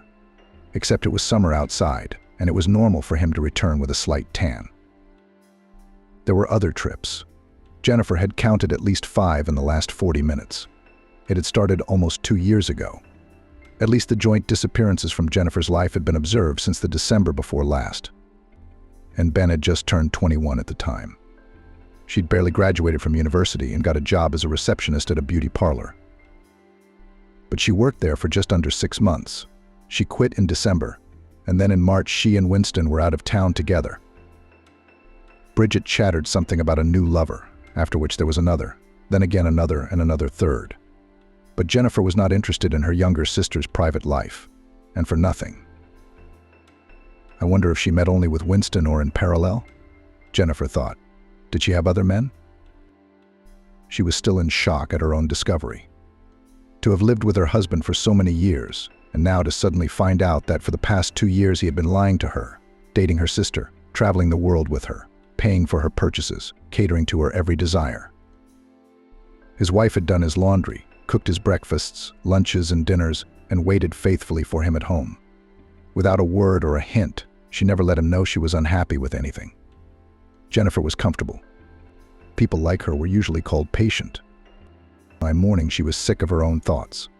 All night she had been thinking that she had to make some decision about her future, because she would never have a future with Winston. I wondered, Jennifer thought, what was the purpose of this marriage show? He would have divorced me and lived with Maggie, if he liked being with her so much. He'd long since grown cold to me. Winston came home as promised on Sunday, happy and lightly tanned. He called Jennifer a couple of times via Messenger, sending her some meaningless pictures to put her guard down. She'd responded to him with something to keep Winston from guessing that she knew all about his cheating perfectly well. Jennifer prepared herself for the conversation, going to clear the air. She had to gather her strength to find the right words that would not make her feel ashamed. No, she wouldn't make hysterics and scandals. They would part ways quietly if Winston wanted them to. What do I want? Jennifer thought. I want to endure further. I am willing to endure because I love this man and would do anything to be with him. I haven't existed apart from Winston for a long time. I belong to him completely. I'm like his soulmate that would die if I was separated from him.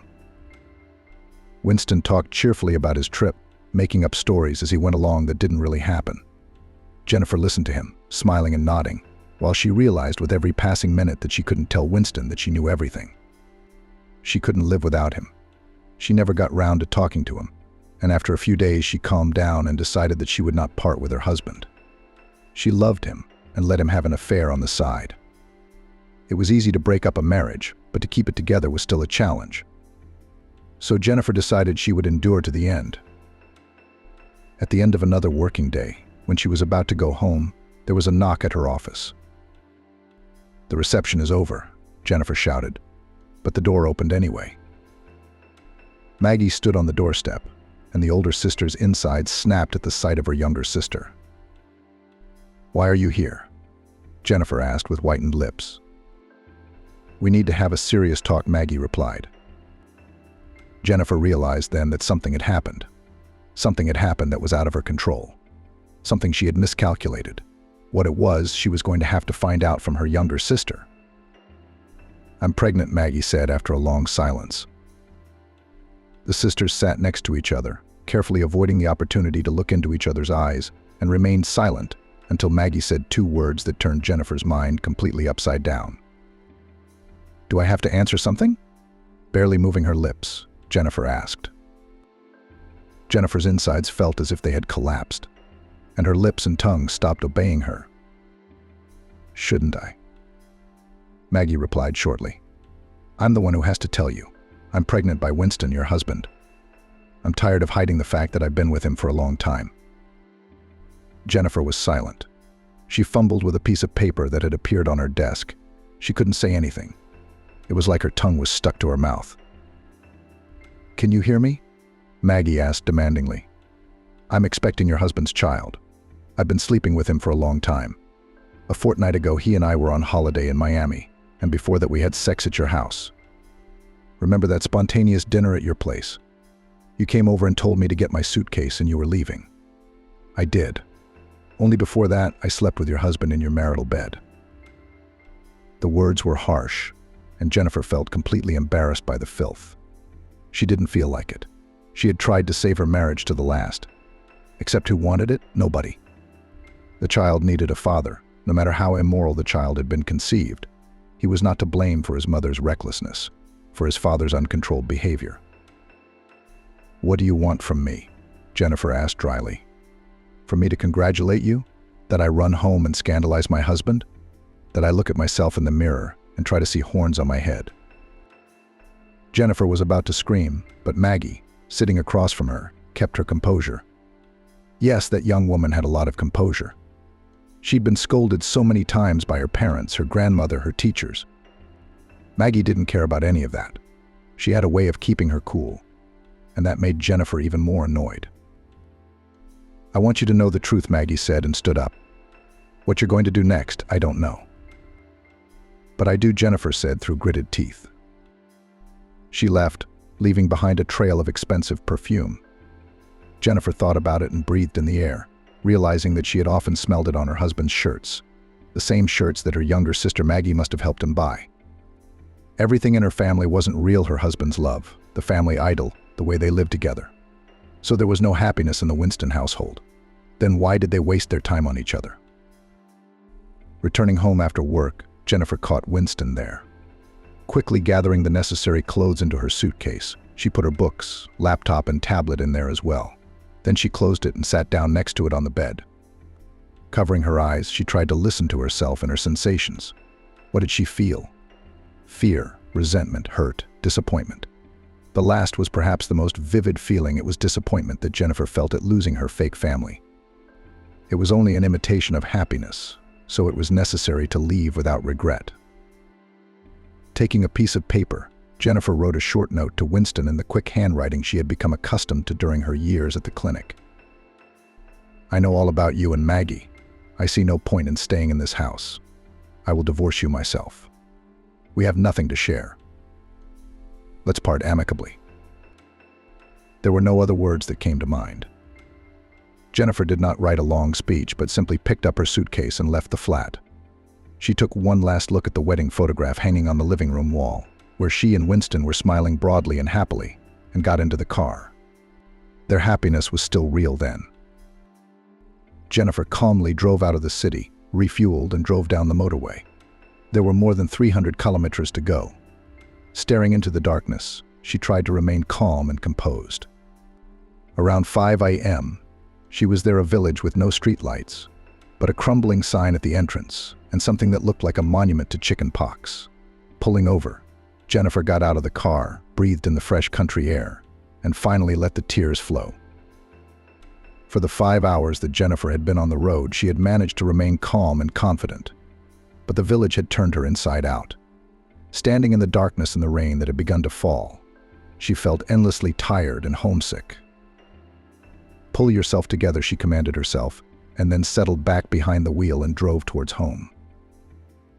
The house Jennifer stopped the car at had once belonged to her grandmother Julia, the mother of her father and Aunt Maggie. All her life, her grandmother had lived in this village 50 kilometers from her hometown. Several times she visited her son and his family, but she herself did not go anywhere further than the village. While Julia was still alive, she signed over her house to her eldest granddaughter Jennifer. Maggie, learning of this then, took great offense at her sister. "You always get the best of everything," she cried with tears in her voice, "and the best room and clothes. Now grandmother's house too." "My God, Maggie, don't scream." Marian then cringed at her youngest daughter's loud, hysterical scream. "It's a house in the middle of nowhere. What do you want it for? No one has bought anything in this village for a long time, so you wouldn't get any benefit even if your grandmother wrote the house in your name." "What's that got to do with it?" Maggie smeared tears down her face. "How am I any worse than Jennifer? Why does she get everything all the time and I get everything on my own?" Jennifer remained silent at the time. She remembered how many times during her grandmother's lifetime she had visited her in the village, monitored her health, went with her to the city clinic, prescribed medicines. Maggie had never once visited her grandmother in her entire adult life. Once in a while she called her, and that only to borrow money, which in the end did not return. But after the death of her grandmother, who left the house to the eldest granddaughter, Maggie took offense, as usual, accused her older sister that she gets everything for nothing, for the pretty eyes. Maggie didn't speak to Jennifer for a long time after that.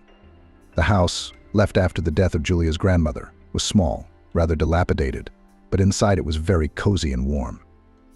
Jennifer, every time she came to the village to visit her grandmother's grave, stopped in the house with joy and awe, looking at the old crockery, photographs, paintings on the wall, small statuettes on the chest of drawers. And everything in the house was the same as it had been when Grandma Julia was still alive. As children, when Jennifer was 12 and Maggie was 6, they had come together to visit her grandmother for the summer. That summer seemed to Jennifer the happiest of her life, but Maggie didn't like it in the village. "I hate goat's milk, and I don't like cow's milk, it's fatty. And I don't want to eat pancakes. My grandmother can't bake them. And I won't eat the chicken that has been running around since morning, I feel sorry for it. And I will not go to the vegetable garden, my nose will burn. And then there will be a trace." Whatever Grandma Jennifer offered, Maggie refused. She did not like country life. The girl thought it was boring and monotonous, but Jennifer enjoyed spending time with her grandmother. Most of all, she liked to go with her grandmother Julia to the collective farm, where she worked as a veterinarian. Perhaps it was from these trips that Jennifer's love of medicine was born. "You have the makings of a future doctor," Julia said. "Think about your future. You may want to connect it with medicine." Jennifer had made up her mind then. She would definitely be a doctor. She would help people. That was her calling, and she was happy with her choice, immensely grateful to her grandmother for her support. and now Jennifer was back at her grandmother's house. Only this time she came not for a while, but for permanent residence. There was nowhere else to go. To stay in the house where Winston was, there was neither strength, nor desire, nor possibility. Jennifer could not claim her husband's flat. It was his personal property. And she had no place of her own, for until a few weeks ago the young woman had had the assurance that she would be with her husband until she was old. But no, not all wishes were destined to come true, and Jennifer had experienced this firsthand. Collapsing onto the bed, she buried her face into the pillow. The bedclothes smelled damp, and the house itself, unheated and uninhabited for several years, didn't look much like a cozy nest. Jennifer had a lot of work to do to put the house in order, quit her old job, get a job in the village, file for divorce. But most importantly, learning to live a new life in which Winston would no longer be there. Remembering him, Jennifer picked up the phone. 15 missed calls from her husband, 2 missed calls from her mother, and 1 from her father. Maggie hadn't called her, and Jennifer bitterly imagined how happy she and Winston were to be together. Calling her mother, Jennifer told it like it was. "I've left Winston. I'm going to live in the country." "How, but why?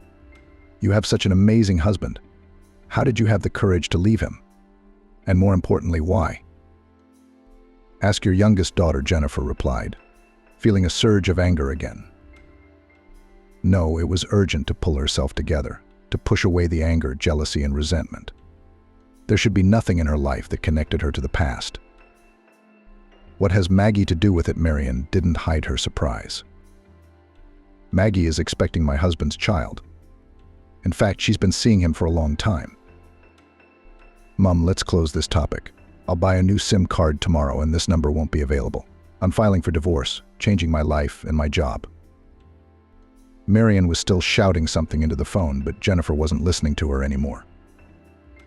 Jennifer was terribly sleepy. It was already late at night. She didn't want to think about anything. She fell into sleep. At her grandmother's house, Jennifer thought longingly of the next day, which would now be radically different from the days she was used to. In the morning, she woke up with her nose tangled in the blanket.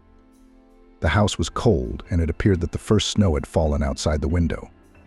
Jennifer was glad that she had managed to cover the 300 kilometers on a dry road.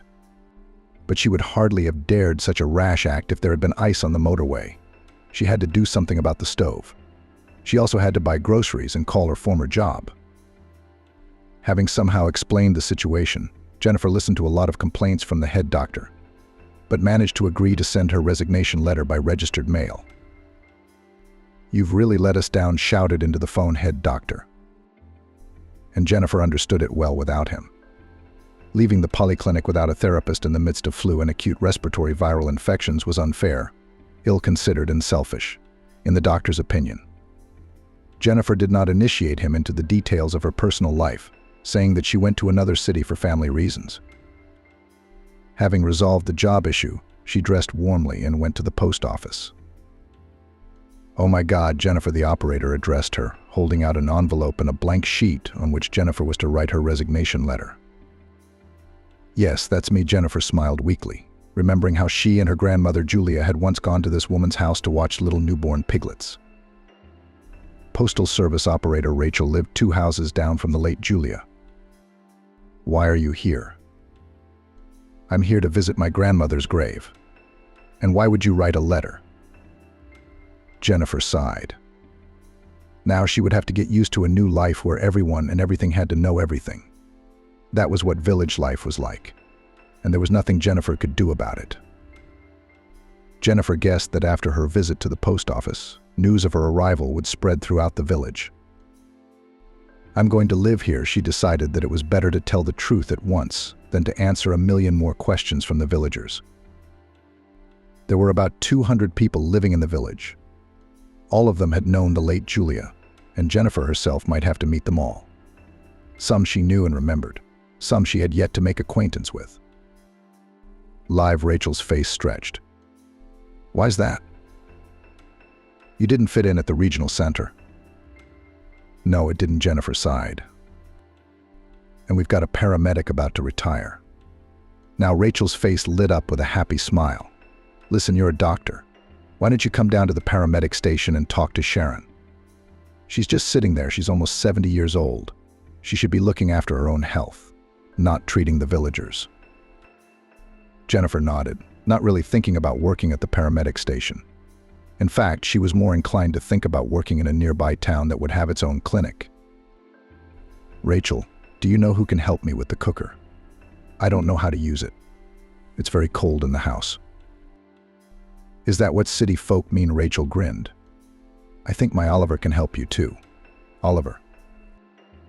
Jennifer tried to remember a certain Oliver, but to no avail. "Yes, my son, he's just visiting me right now. He came back from his shift, and instead of going to his place, he's staying with me for the time being. Either he had a fight with his wife, or he just doesn't want to go home. Anyway, come to my place. He was supposed to chop wood today. And he'll give you some wood and help you with the stove." Jennifer thanked her neighbor and almost ran to her house. The thought of returning to a house that looked more like a huge glacier did not please her at all. "I don't want to fall down in these parts," Jennifer thought. "There are no proper hospitals here, no way to get a full checkup." Oliver was home. When Jennifer saw him through the fence, she didn't immediately recognize him as the boy she had once run to the river with. They had been 14 years old then. The boy seemed overly bold and brave, and he was a real bully. "And I recognized you straight away," Oliver smiled. "Remember when you almost drowned? And I saved you." Jennifer laughed. "I didn't drown. You didn't save me? You pushed me into the river yourself. But now you could very well save me. My cooker doesn't work in my house, and I have no idea how to use it. Will you help me?" Oliver agreed. Together they worked out how to use the cooker properly. Then they drank tea, laughing and reminiscing about their childhood and their childhood mischief. Afterwards, they discussed mutual acquaintances, about whose fate Oliver knew much more than Jennifer, who had lived in the regional center for a long time. Then the topic drifted to a discussion of her own personal life. Jennifer didn't go into details, only briefly told him that she had left her husband and would now try to start a new life. "But you're a risk-taker," Oliver said admiringly. "To take a sudden change like that, I don't think I'm capable of that at all." "You don't know the details, that's why you think that way," Jennifer replied sadly. Before she knew it, she was talking to her childhood friend, and they sat there until lunchtime. The house was warm and cozy, and she didn't want to stop talking to such an interesting person. Jennifer suddenly realized that over the many years she had been married to Winston, she had completely forgotten what long, intimate conversations were like. After all, in the last few years, Winston was always busy. He had neither the time nor the inclination to talk to his wife. He must have discussed all the interesting things with Maggie, Jennifer thought bitterly, sinking back into her sad thoughts. "And why are you stuck at your mother's? Why aren't you going home?" Jennifer asked Oliver to distract herself from the realization of the worthlessness of her past life. Oliver shrugged. "Honestly, I'm afraid to.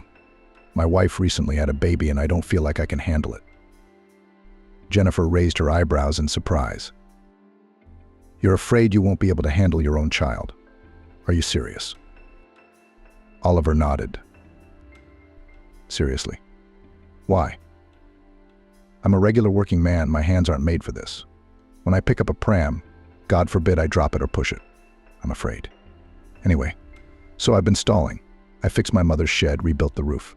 I'm thinking, what else can I do so I can go on shift right afterwards without going home?" "Oliver, it doesn't work that way." Jennifer shook her head. "You put yourself in your wife's shoes. How does she feel? What does she think about you not going home? Her hormones are already raging right now. She's having a hard time, not getting enough sleep with a small child. And you didn't even come and see him? You want to, don't you?" Oliver nodded, lowering his head.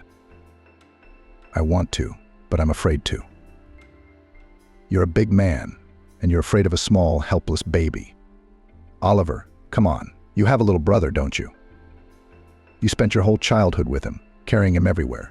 Your mom almost left you with him forever. Nothing happened." "I wasn't thinking straight then," Oliver said. "I didn't have much choice. My parents made me do it. Now no one does." "Yeah," Jennifer grinned. "Did you ever think about the fact that your stressed-out wife is going to take it upon herself not to let you on the doorstep when you finally get the courage to do it?" Oliver looked at Jennifer, and his eyes grew wider and wider. Why wouldn't she let me in? I'm the husband. And where are you now? Are you the husband? Why are you sitting here? Not with your family doing everything you can to avoid seeing your wife and child, Oliver.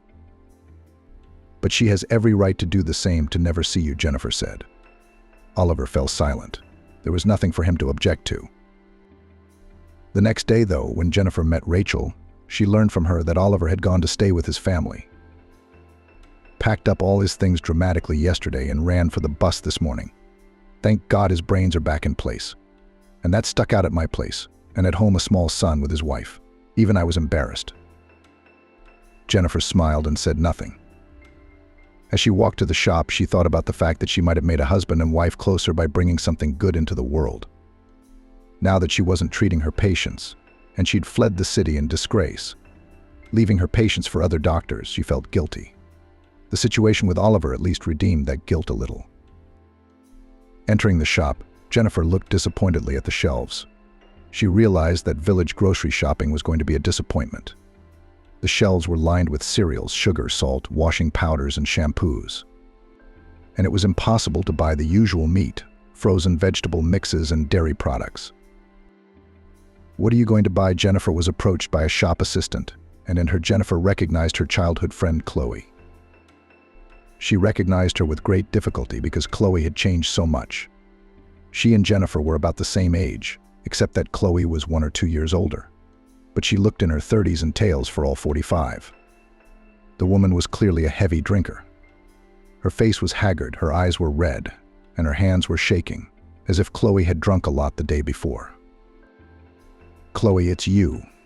Isn't it?" Jennifer asked instead of answering, and the woman tightened her lips and nodded faintly. "Let's say it's me. What are you going to buy?" "I have a closing in 10 minutes, Chloe replied impolitely. "Ah, closing time," Jennifer grinned to herself. Behind Chloe's back, she saw an open bottle of vodka on one of the shelves and next to it a shot glass and sliced apples. Chloe was clearly not going to close up to finish the day's work, but to get a hangover. "You've just changed so much," Jennifer said, continuing to insist and watching the way Chloe's eyes raced. "And you smell so heavy in here." "It's spoiled goods. It stinks from the back room," Chloe replied quickly, and then threw her chin up defiantly. "What are you doing here? Telling me off? Buy your food and go back to your place." "Rude," Chloe, Jennifer said in an even voice, not trying to take offense at her former mate. "It's not my fault you look 40 years old. You have kids, don't you? My grandmother told me." "Look, get out of here," Chloe shouted. She ran out from behind the counter and forcefully pushed Jennifer towards the exit. "You're going to teach me about life. Idea girl, teach others." "Chloe, if you need help, come to me," Jennifer managed to say before the shop assistant slammed the shop door in her face. Having not bought anything from the shop, Jennifer decided that she would drive to a nearby town. The snow on the roads was already melting. She needed time to buy groceries and change the summer tires for winter ones. When she returned home in the evening, she noticed a female figure at the gate of Julia's grandmother's cottage. In the darkness, it was hard to make out who it was. But then Jennifer realized it was Chloe, the same one who had pushed her out of her shop back in the morning. "Let's go inside," Jennifer said, holding out 2 bags to Chloe. "Will you help me carry the groceries in?" Chloe obediently followed Jennifer in. At first, they sat in silence. Then Jennifer put the kettle on, poured tea into mugs, placed vases of sweets on the table. "Try some, they're delicious. I know they're very rare here. I used to buy them for the kids." Chloe suddenly burst into tears. Her shoulders were shaking, and Jennifer, silently watching the woman sitting opposite, got up from her chair, poured water into a glass and handed it to her guest. "Help me," Jennifer, Chloe pleaded. "I can't stop. Since Ben died, I've been going downhill. I know I should stop, but I can't. It's like there's a force in me that makes me drink vodka. I drink it, but it doesn't get easier, and I keep dreaming about Ben, and the children crying, and I can't control myself," Chloe said through her tears. Jennifer nodded. "Okay, I'll try to help you. Firstly, you're going to buy some pills in town. You're going to take them, and if you drink after them, they'll take you to the hospital. Secondly, they'll dull your desire to drink. We'll go into town together tomorrow. We'll make an appointment for you to see a doctor there. You should definitely do that. I'll drive you myself, go with you to the appointment, because I suspect you won't have the courage or strength to do it yourself. Chloe looked at Jennifer with wet eyes, nodded occasionally, and sipped water from the glass. Are you really going to help me? Is that what you want? I want your children to grow up to be normal people, not afraid of their mother and not see everything that happens to you. You don't think about them as much as you usually do. But you do, Jennifer said with a smile and handed Chloe a candy bar. Take it, eat it, stay at my place tonight. You'll do something stupid like you did this morning and you'll be sorry. A few days after this conversation, when Jennifer and Chloe had already gone to the city, together went to the hospital, and Chloe was scheduled for treatment, people came to Jennifer's house. They all had different problems. Someone wanted to be cured of excessive alcohol consumption. Someone was worried about back pain. Someone in the stomach. In general, Chloe, who worked in the only shop in the village, encouraged after seeing a doctor and receiving help from Jennifer, told all the other residents about the dependability of her new friend and the fact that she worked in the regional center as a therapist. Jennifer never said no to anyone. And now the house of Masha's late grandmother turned into a kind of outpatient clinic. They brought her vegetables, meat, chicken, eggs. Someone tried to slip Jennifer money, but she took only food, and that is a thank you from happy old ladies who received prescriptions for medicines and learnt that they had no deadly diseases. Then Sharon, the same one who worked at the local health center as a paramedic, came to Jennifer's house. Enough of this nonsense, Jenny, she said. Did you get your employment history? Go to town and get you employed. I'm retiring. I've already written my application. And you shouldn't be taking people in and treating them with pickles in your house. Jennifer nodded. Totally agree with what Sharon said. She was going to go to town with the paperwork herself, but Sharon beat her to the punch with her suggestion. 2 weeks later, Jennifer was taking appointments at the local nursing station. She often thought about her old life, but she had no regrets. She had too much work to do, which finally gave her a burst of energy and a desire to move on with her life. In the course of her work, she managed to file for divorce, then received a certificate of divorce. She went to the regional center twice and fortunately did not meet her ex-husband or her sister. In conversations with her mother, Jennifer carefully avoided the topic of her past life. She never asked about Maggie, and Marion tactfully left out how her sister and ex-husband Winston lived. Jennifer didn't know about it and didn't want to know. She guessed that both Maggie and Winston knew perfectly well that Jennifer lived in the settlement. Only neither of them had ever come to her, repented or apologized. In February in the township, as the blizzards began, they came one after another, and the local authorities, unaccustomed to such bad weather, were surprised that by the end of winter, this time of year was just beginning to gain momentum. It's a wicked winter, explained one of the old ladies who came to see Jennifer. It doesn't want to go away. It fights spring. We always have snowfalls in February, so much snow. It melts quickly, but it doesn't get swept away by the wind. Be well. Jennifer nodded. She still had much to learn about village life, which she was finally starting to get used to after a few months.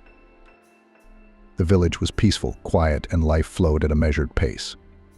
Jennifer liked her job, and now she knew everyone in the small village.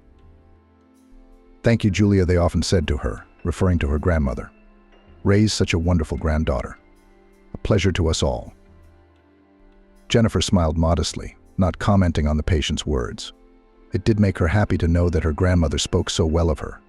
It meant she had lived a life worth living. One snowstorm, Jennifer left work early. The patients were gone, and a real snowstorm was brewing outside her window. After closing the nurse's station, Jennifer trudged through the snowdrifts towards her home. As she approached, she noticed the open gate, but thought that it had opened because of strong gusts of wind. However, as she stepped up onto the porch, she saw the door to the house open. What the hell is that, she muttered as she approached the door, and then noticed a man's boots at the entrance. Her heart sank. As if in slow motion, she walked into the house and saw Winston sitting at the table. Turning around, he looked at her with an intimidated look, then gave her a strained smile. Sorry, I'm uninvited. And Jennifer stopped in the doorway and leaned helplessly with her back against the door. It was unclear whether her strength had left her from the arduous journey home or because of her ex-husband's arrival. "Why did you come?" With difficulty moving her lips, she asked. "I came to beg forgiveness," he replied, rising from his chair. "I wanted to come sooner, but I lacked courage. Forgive me." Outside the window, the elements raged. Jennifer wanted to push Winston out the door, to slam the door in his face as Chloe had once done to her. But the blizzard was too frightening, and she wouldn't dare throw a man out into the weather and put his life in danger, even if she very much wanted to hurt someone who had once hurt herself. "I forgave you long ago," Jennifer replied. "I've already forgotten about everything, and I advise you to forget about everything. Live happily ever after," Jennifer said. "I even left myself to give you the opportunity to be a happy husband and father of your child." "Maggie is not pregnant by me," Winston replied. "I can't have children. All these years I haven't told you the truth. My first wife left me for that reason, and I was afraid of losing you, so I kept quiet. Maggie's pregnancy, by which she wanted to keep me, was a consequence of her frivolous life." Jennifer grinned. "You chose that girl, now take responsibility for it yourself. I don't want to know anything." Winston approached Jennifer and tried to take her hands, but she took a step backwards. Then he suddenly dropped to his knees, lowering his head and holding out his hands to his ex-wife. Jennifer cringed, seeing the pathetic picture before her. How many times had she imagined Winston begging her forgiveness? But now this moment had come, and she felt nothing but squeamishness and a desire to end this spectacle as soon as possible. "Come on, get off your knees, it won't do you any good," she said. "I realized exactly why you were here today. You took advantage of the bad weather so I couldn't kick you out, but it won't help you." Winston lifted his head and looked into her face. "Do you really like this life? Do you like living in the township, socializing with these uneducated and miserable people? You are a doctor with a capital letter." "Shut up," Jennifer interrupted him. "It's not for you to talk about how bad people live here. You're not known for your own integrity. And I could have been a doctor with a capital letter if I'd gone on to further study. You talked me out of it. Now I'm going to be a little doctor in this little village. I'm leaving. And I want you gone by the time I get back. You put the key back where you got it from." Jennifer walked out of the house, breathing heavily and gulping for air. It was hard to walk, the wind whipping in her face, filling her eyes with snow. But Jennifer didn't stop, stepping firmly through the loose snow. After a few minutes, having overcome a snowdrift almost a meter high, she knocked on the door of Chloe's house. Half an hour later, they were sitting at the table drinking tea. "So, did you really kick him out?" Chloe asked. "I asked him to go home. I didn't kick him out," replied Jennifer. "I can't live with a man who betrayed me once. If I do, I'll be constantly expecting him to betray me again. No, I can't do that. If my Ben were alive, I think I would forgive him for the sake of our children," Chloe said then, sobbing, and put her arm around Jennifer's shoulders, rocking her like a child. "We don't have children, and there's no point in our marriage," Jennifer replied. "Winston can't have children." After saying those words and looking at Chloe's 2 kids playing cars on the bed in the room, Jennifer smiled. She wants kids. She wants to live a happy new life where there will be no room for betrayal. It was necessary to wait a little while. And sooner or later, a big love was sure to appear in her little life. A mother of many children takes a job with a fading millionaire widower. And barely had she sat down at the piano. Marian looked at the note for what must have been the 10th time, rereading it. No, the handwriting was legible, but the content. "Marian, I'm sorry, but I can't go on like this. I've fallen in love with another woman, and today she and I are leaving for another city. Don't look for us. Tell the children I love them. Matthew." She slowly sat back in her chair and waved the note away, as if that little scrap of paper could provide some kind of coolness. "It just can't be." Marian muttered quietly. No, she'd noticed something strange going on with Matthew lately. She had noticed it, but she didn't want to believe it. It was true what they said about a husband cheating the wife would be the last to know. He told her he was working hard, that he was tired, that he was working late, that he was going out in the evenings and weekends. Even the kids seemed to have begun to suspect something. At least the eldest, Stephen, he's 14 now. Marian, at his age, would probably realize by now that her mom and dad don't like each other and are only together because they have nowhere to live separately. Of course, in front of the children, Marian pretended that everything was fine. "Daddy just works hard," she answered all their questions and smiled, trying to make it look believable. "He does it for us." She saw Stephen frown incredulously. He hadn't asked his mother anything, perhaps because he didn't want to bother his younger brother and sister. Or maybe he thought the adults would figure it out for themselves. Suspicions had plagued Marian for a long time. She tried to ignore them as best she could. Her blonde, long hair stuck to the front passenger seat of her husband's car. Though Marian's was dark walnut-colored and long past her shoulders, she wouldn't let it go. Long hair isn't practical when you have 3 kids. Just giving a lift to one of his colleagues, she thought. Was Marian thinking about hair or acquaintances?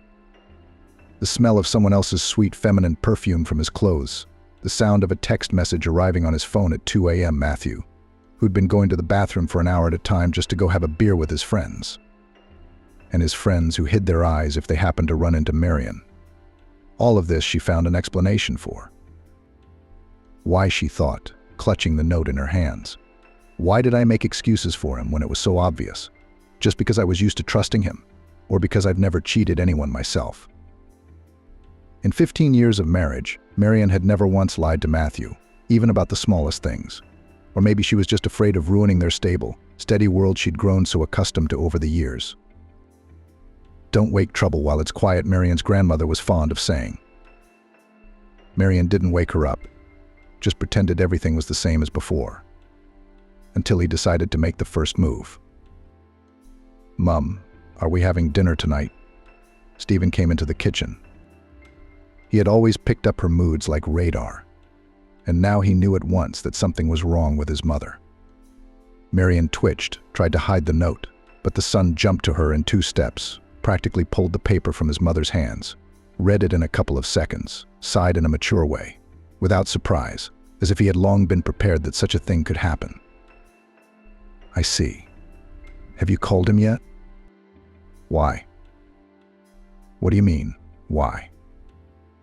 The eldest son sat down next to me. Of all the children, he was the most like Marian, the same dark hazel hair, expressive green eyes and straight, neat nose. But unlike the soft Marian, Stephen was serious and sensible from childhood, as if he was preparing for the fact that he would have to become the head of the family. "We'll have to discuss divorce, alimony. Who will pay for the flat? We have a mortgage for another 5 years. You're probably right. We should just talk to him about it. I just don't believe it's real yet." His son sighed and put his hand over hers. "I know it's very difficult for you right now, Mum, but you and I both knew this was going to happen at some point. How long has he been cheating on you? 3 years? 5 years? Marian flinched as if struck by a blow. "I don't know. Let's not talk about it. You'd better call the younger ones. We must have supper." Stephen got up. "I'll get them." "You're not going to tell them yet?" "No. I'll contact your father first." Marian threw the note into the rubbish bin. Matthew didn't answer his phone or text messages. Marian even called him at work. They said Matthew had tendered his resignation a few days earlier, and they never saw him again. Marian also called some of his friends. They replied that they didn't know anything either. Only one of the mates, Alex, said that Matthew had told him about his plans to leave his wife and kids and run off with his mistress. "I thought he was joking," Alex sighed. "It turned out to be a joke." "You knew Matthew was cheating on me, didn't you?" Marian asked. There was silence in the phone for a few seconds, but then Alex answered. "Yes." "Okay," said Marian. "I understand. Thanks for telling me everything." She finished the calls, looked thoughtfully out the window. The children were already asleep, and now she had time to think and decide what to do next. After Molly, their youngest daughter, had been born 7 years ago, It was clear that Marion wouldn't be working for a long time. "And what are you going to do there?" her husband said then. "Even if you worked double shifts at your hospital, your salary wouldn't even be enough for one child, let alone 3. Marion sighed. She realized that nurses weren't paid that much. Quit, Matthew continued. "Take care of the house and the children, and we'll have enough money." So she listened to her husband and resigned from the hospital where she had worked for many years. Of course, they were very upset. There was already a shortage of nurses, and there were very few responsible and careful professionals like Marion. She didn't really want to quit. She enjoyed her work, but it was difficult to combine it with caring for her husband and children. After she was fired, Marion didn't know where to put herself for the first time. She was used to being torn between her shifts, her husband, her children, and household chores. Only maternity leave was a rest for her, but only from work, because the rest of her duties were not canceled. Now she could take Molly and Alex to nursery in the morning and Stephen to school. On the way back, she had to go grocery shopping, then do the dishes, put the toys away, throw things in the wash, sweep and mop the floors. And then it was time to make lunch so that by the time it was ready, she could run to pick up the younger ones from kindergarten. Marion used to run to the school to pick up Stephen, but after the little sister started kindergarten, the eldest of the family protested. "I'm a big boy," he told his mother. "I can walk to school on my own." "You're only 9? Marion objected. Stephen only furrowed his eyebrows stubbornly. "The school's near the house. You've got 2 kids to drag from kindergarten, and then you have to follow me. And I'm ashamed to walk with my mom, like a little kid, honestly." His mom sighed and agreed. Once Stephen had made up his mind about something, there was no changing his mind. In time, Marion fell into this cycle of home life and didn't even realize she'd ever worked. Matthew's money was enough for them. And her husband was satisfied with the fact that after work he had a clean house, a hot dinner, fed and washed children, and a wife who did not smell of chlorine and iodine. Only now Marion did not understand what she should do in this situation. She hasn't worked in 7 years. They live in a flat that still has a mortgage to pay for a few more years. The money they have now is only enough for a month at the most. If they cut back on all their expenses, 2 months. Of course, there was hope that Matthew would come to his senses and call. But her gut feeling told her that wasn't going to happen. And then what to do? Where do I get the money? Marion had no one to help her. She didn't know her father. Her mother never told her much about him. And her mom had died 5 years ago. "We've got to get a job," thought Marion. "Otherwise we'll soon be on the street." The woman who sat across from her took another look at her CV and sighed heavily. She lowered her heavy metal-rimmed glasses closer to the tip of her nose. It was getting towards evening, and the employment officer wanted to finish the day and go home as soon as possible. And here was this misunderstanding, a 35-year-old mother of 3 minor children who had last worked 7 years ago as a nurse in a regular hospital. "I don't know what to offer you," she said. "I don't suppose you'd consider per diem or full-time work at all?" Marion sighed and waved her hands. The woman snorted unhappily. "Then I have nothing to offer you." "Nothing at all?" Marion clarified. "No." Noticing the disappointed look on Marion's face, the woman said, "I still have your phone number, and if anything comes up, I'll call you." "Thank you," Marion replied, smiled, and walked out, carefully closing the door behind her. Already outside, when she got into her old black Toyota, which she had bought before her marriage, Marion exhaled slowly and leaned back in the driver's seat. "It's okay," she said to herself. "We'll make it." She mentally counted the money she had left there should be enough for another month. She had already cut back on her own expenses, but she didn't want to save money on the children. Though if she couldn't find a job, she'd have to cut back on their clubs and activities. She could also sell some of her things, especially expensive clothes or shoes.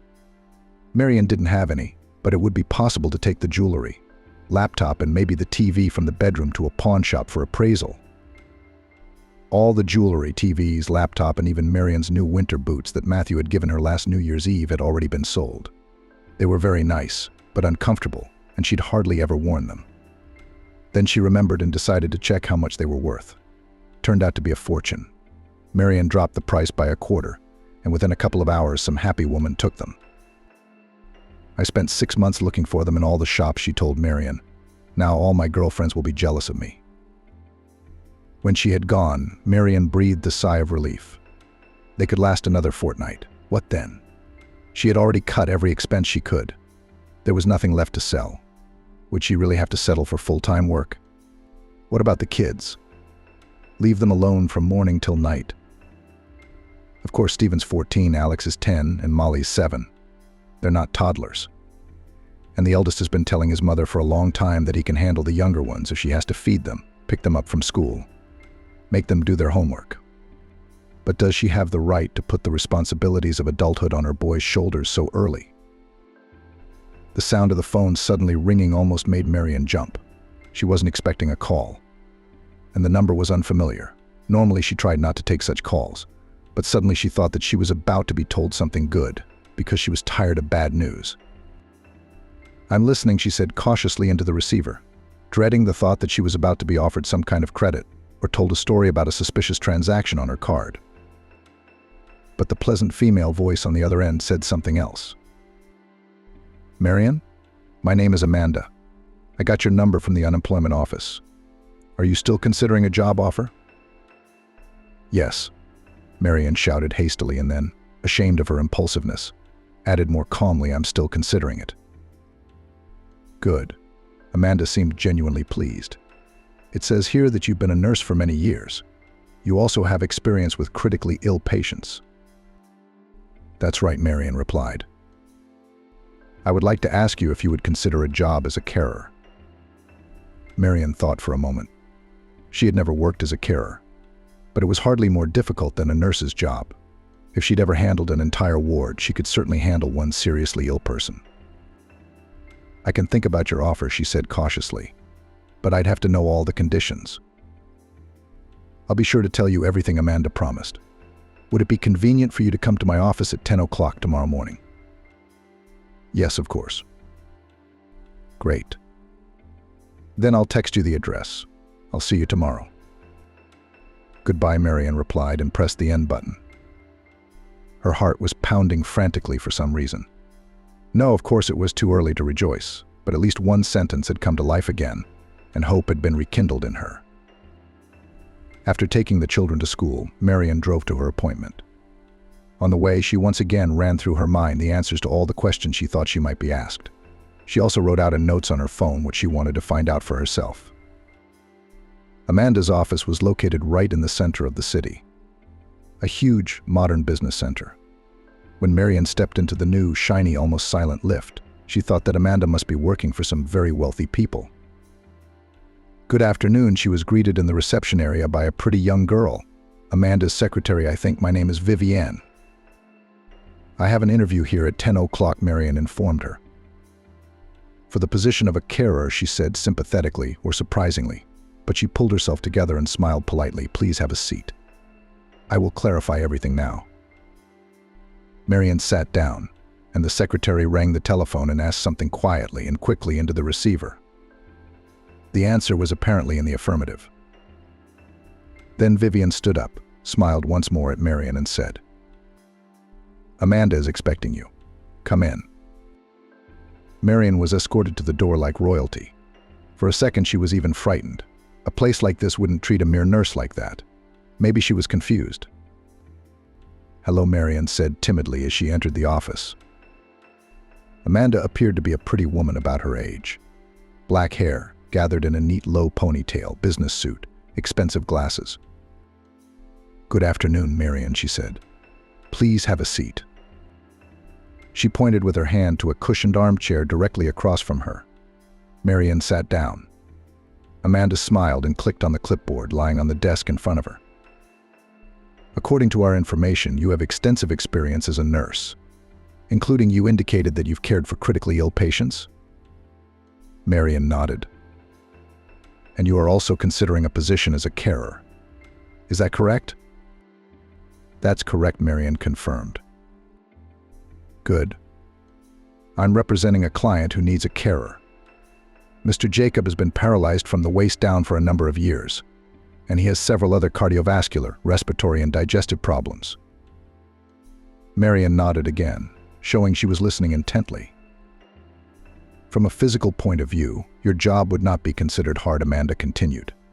The whole house is equipped for Mr. Jacob's needs. Motorized wheelchairs, lifts, handrails, and so on. There'll be no complicated medical procedures, either shots, pills, IVs, etc. Nothing a nurse couldn't master, I realized. Right, Marian said. Amanda paused, as if considering how best to present the next piece of information. Then she pressed her lip, as if she'd changed her mind about what she was going to say, and asked, "I believe you have children?" Yes, Marian nodded. 3. Amanda nodded thoughtfully. They're all in school, aren't they? Yes. So they'll be on holiday soon? Yes, in a couple of weeks. Are you considering accommodation? Amanda asked. Our client's house is out of town, and it would be inconvenient for you to go there every day. Marian shook her head. I don't have anyone to leave my children with, she said, frustrated and thinking she was going to be told goodbye. But suddenly Amanda spoke up. You don't have to leave them. You will live with them together in the grounds of the manor in the annex. To be exact, it's a detached building, very spacious, very cozy. I assure you, you'll like it. Marian looked at her incredulously. Are you saying that the 4 of us will just be allowed to live in a tenant's house? Amanda nodded and smiled happily. What's more, you won't even have to cook. The meals are free, as is the accommodation. You will be fed with the rest of the staff of the manor. Sounds tempting, Marian said cautiously. I'm beginning to suspect there's a catch. Exactly, Amanda confirmed cheerfully. I suppose you'd like to know the hours and wages? I would, said Marian cautiously. Amanda nodded. Her neatly manicured fingers ran across the screen of the tablet. She turned it toward Marian. Marian's eyes widened. This is for the week, Amanda explained. A week? Marian was even more surprised. That much money? Amanda sighed a little too humanly, which was very unlike her image of an impeccable business assistant. I realize you're expecting a catch. And there is, she said. Marian pressed her lips together, nodded slowly, and looked questioningly at Amanda. She rubbed the bridge of her nose tiredly. The thing is, Mr. Jacob is a very particular man, and he has a difficult temper. Not everyone can get along with him. Marian breathed out a sigh of relief. That's it? I've seen all sorts of people in my years at the hospital, and we've never been paid so much for being unhealthy. That's not quite all, Amanda shook her head. I can't promise you'll have a steady schedule. Roughly speaking, if Mr. Jacob thought of calling you in at 2 a.m., that would mean you'd have to get up and show up. But everything you've said so far is true, isn't it? Marian asked. Yes, the salary that I wrote you is paid once a week, because the staff doesn't usually stay there for a long time, Amanda answered. You and the children will live in a separate building and eat at the employer's expense. If you or the children need to go into town, we will provide you with a car and driver. And in return, I have to look after an elderly, capricious millionaire and be ready to appear at his beck and call at any moment. You could say that Amanda nodded. I am ready, said Marian. When can we start? It took them a while to complete the paperwork. Then Marian waited until the children were on holiday. Finally, they packed all the necessary things and drove to the manor to the mysterious Jacob. Are you sure he's not some kind of freak? Alex asked her. We're all going to his place. We don't know where to go. Marian blushed. They were traveling in a car with a driver sent directly by her employer. She looked in the mirror and saw that the driver, who introduced himself as Marcus, was smiling. Alex, we're not going somewhere. We're going to an upmarket village, Marian said indignantly. Jacob is normal, please, nothing extra. If you have to meet Jacob, you realize how important this job is to me. Jacob will probably only get to know you, Marcus said. He doesn't like new people very much, and he wanted me to bring you straight to the outhouse. I see, replied Marian. A short time later, they entered the village. "Wow," Alex commented.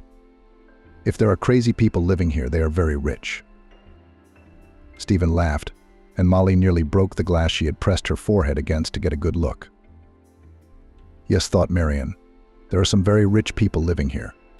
They drove past huge mansions surrounded by large fences. "That's nothing," Marcus said cheerfully. "You haven't seen Jacob's main house yet." "The next one will be more interesting," Marcus said. After they had driven through the village, there was a large area surrounded by a beautiful, elegant, but very high fence. The driver pressed some button on a small black remote control that appeared in his hand, and the gate opened. "We are now entering the grounds of the manor," Marcus commented. They drove for a long time along the road, which was surrounded on both sides by rows of neatly trimmed trees. Then a huge modern house, made of glass and metal, appeared in front of them. But the car did not go towards the mansion, but turned left. A few minutes later, they stopped in front of a small, neat wooden house. Marion and the children got out of the car. "It's beautiful," said Marion. "This outhouse must be very old." Marcus, who had also got out of the car and was already taking their suitcases out of the boot, replied, "Yes, it was built more than half a century ago. But don't worry. The outbuilding was restored only recently, about 2 years ago. There's water, electricity, everything." "It looks like something out of a 19th century novel," said Stephen.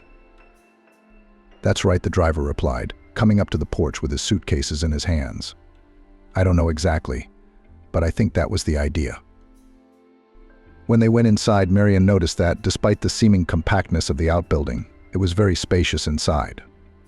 There was a small entrance hall, which almost immediately led into a living room, apparently connected to the kitchen dining room. A spacious in-suite bathroom, and, most importantly, 4 bedrooms. "Wow," Alex shrieked. "Am I going to have a separate bedroom?" Marion smiled. "Apparently, yes. In the old flat, the brothers had shared a room, and only Molly had her own bedroom."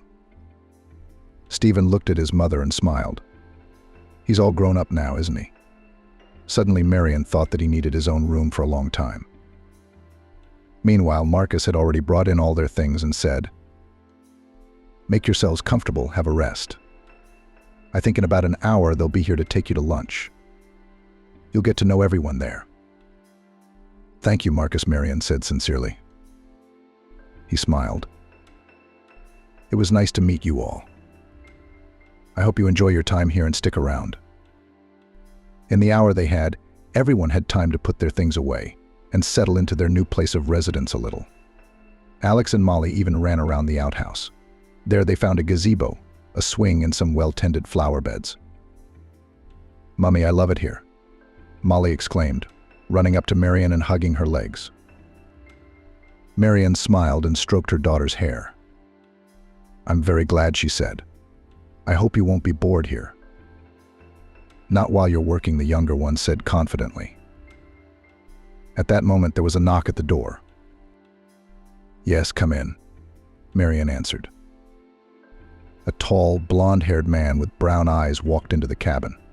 He was dressed simply in a white t-shirt and black jeans, but he held himself so freely and confidently that Marion immediately realized that this man plays not the least role here. "Good afternoon, everyone." The first thing the stranger said was, "Hello. My name is Robert. I'm Jacob's assistant and the manager of this house." "Nice to meet you," she said. "My name is Marion, and these are my children, Stephen, Alex, and Molly." "Hello," they said in unison. Robert smiled. "It's a pleasure. I'm sure you will revitalize our sleepy kingdom. Now I invite you all to lunch." He led them down an inconspicuous path that led to the side entrance of the mansion. Through this door, they passed into a large and cozy kitchen. "Here are our newcomers." A woman's voice greeted them cheerfully. Marion saw a short, slightly overweight woman in her 50s. "I'm Camila," she said. "I am in charge of the food in this house. Come to the table." Marion introduced herself and the children, and they were seated at the table. There were about 10 other people besides them. They were all employees of the manor, They introduced themselves to Marion, but she was so nervous that she couldn't really remember anyone, just smiled and nodded. At Marion's right hand sat Robert. "Don't worry," he whispered in her ear. "You'll remember everyone in a couple of days." "How do you know what I was thinking?" Marion asked. "It's not difficult," replied Robert. "When I came to work here and everyone was introduced to me, I thought the same thing." Marion grinned. Her first fear had receded. Everyone seemed to be very nice and friendly here. Also, the kids were very well behaved after they ate lunch. Robert took Marion to meet the supervisor, and Marcus volunteered to give the children a tour of the estate. When Robert and Marion stopped in front of the office door, her employer's assistant began to speak softly, looked her in the eye, and said, "Marion, remember the most important thing: any comments Jacob will let slip about you have nothing to do with you personally. He is just an old, sick man with a hard fate and a very bad temper. In fact, that's why we're willing to give you such a great salary and facilities." "Thank you for telling me, Robert. But don't worry, I'm tougher than I look." "I'm sure you are." Then he knocked and opened the door. At last came a creaky, aged voice.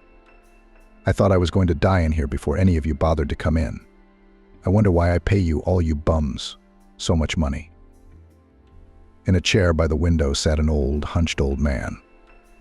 Marion thought that this was the kind of man they drew in books when they described an orphan protagonist who lived with an evil old relative. It was obvious that Jacob used to be a tall, sturdy man. Though the years had dried him up and pulled his head to the ground, his shoulders were still broad and even a little proud. Short gray hair, wrinkled neck, stubble, long straight nose, tightly closed lips, and angry, prickly eyes. They must once have been blue or green, but now they had faded so much that it was impossible to tell, and with those eyes he studied Marion coldly. It was as if Marion was being scanned, checking what was inside her. "Is it this one?" Jacob asked Robert, ignoring her completely, as if Marion herself were incapable of answering him.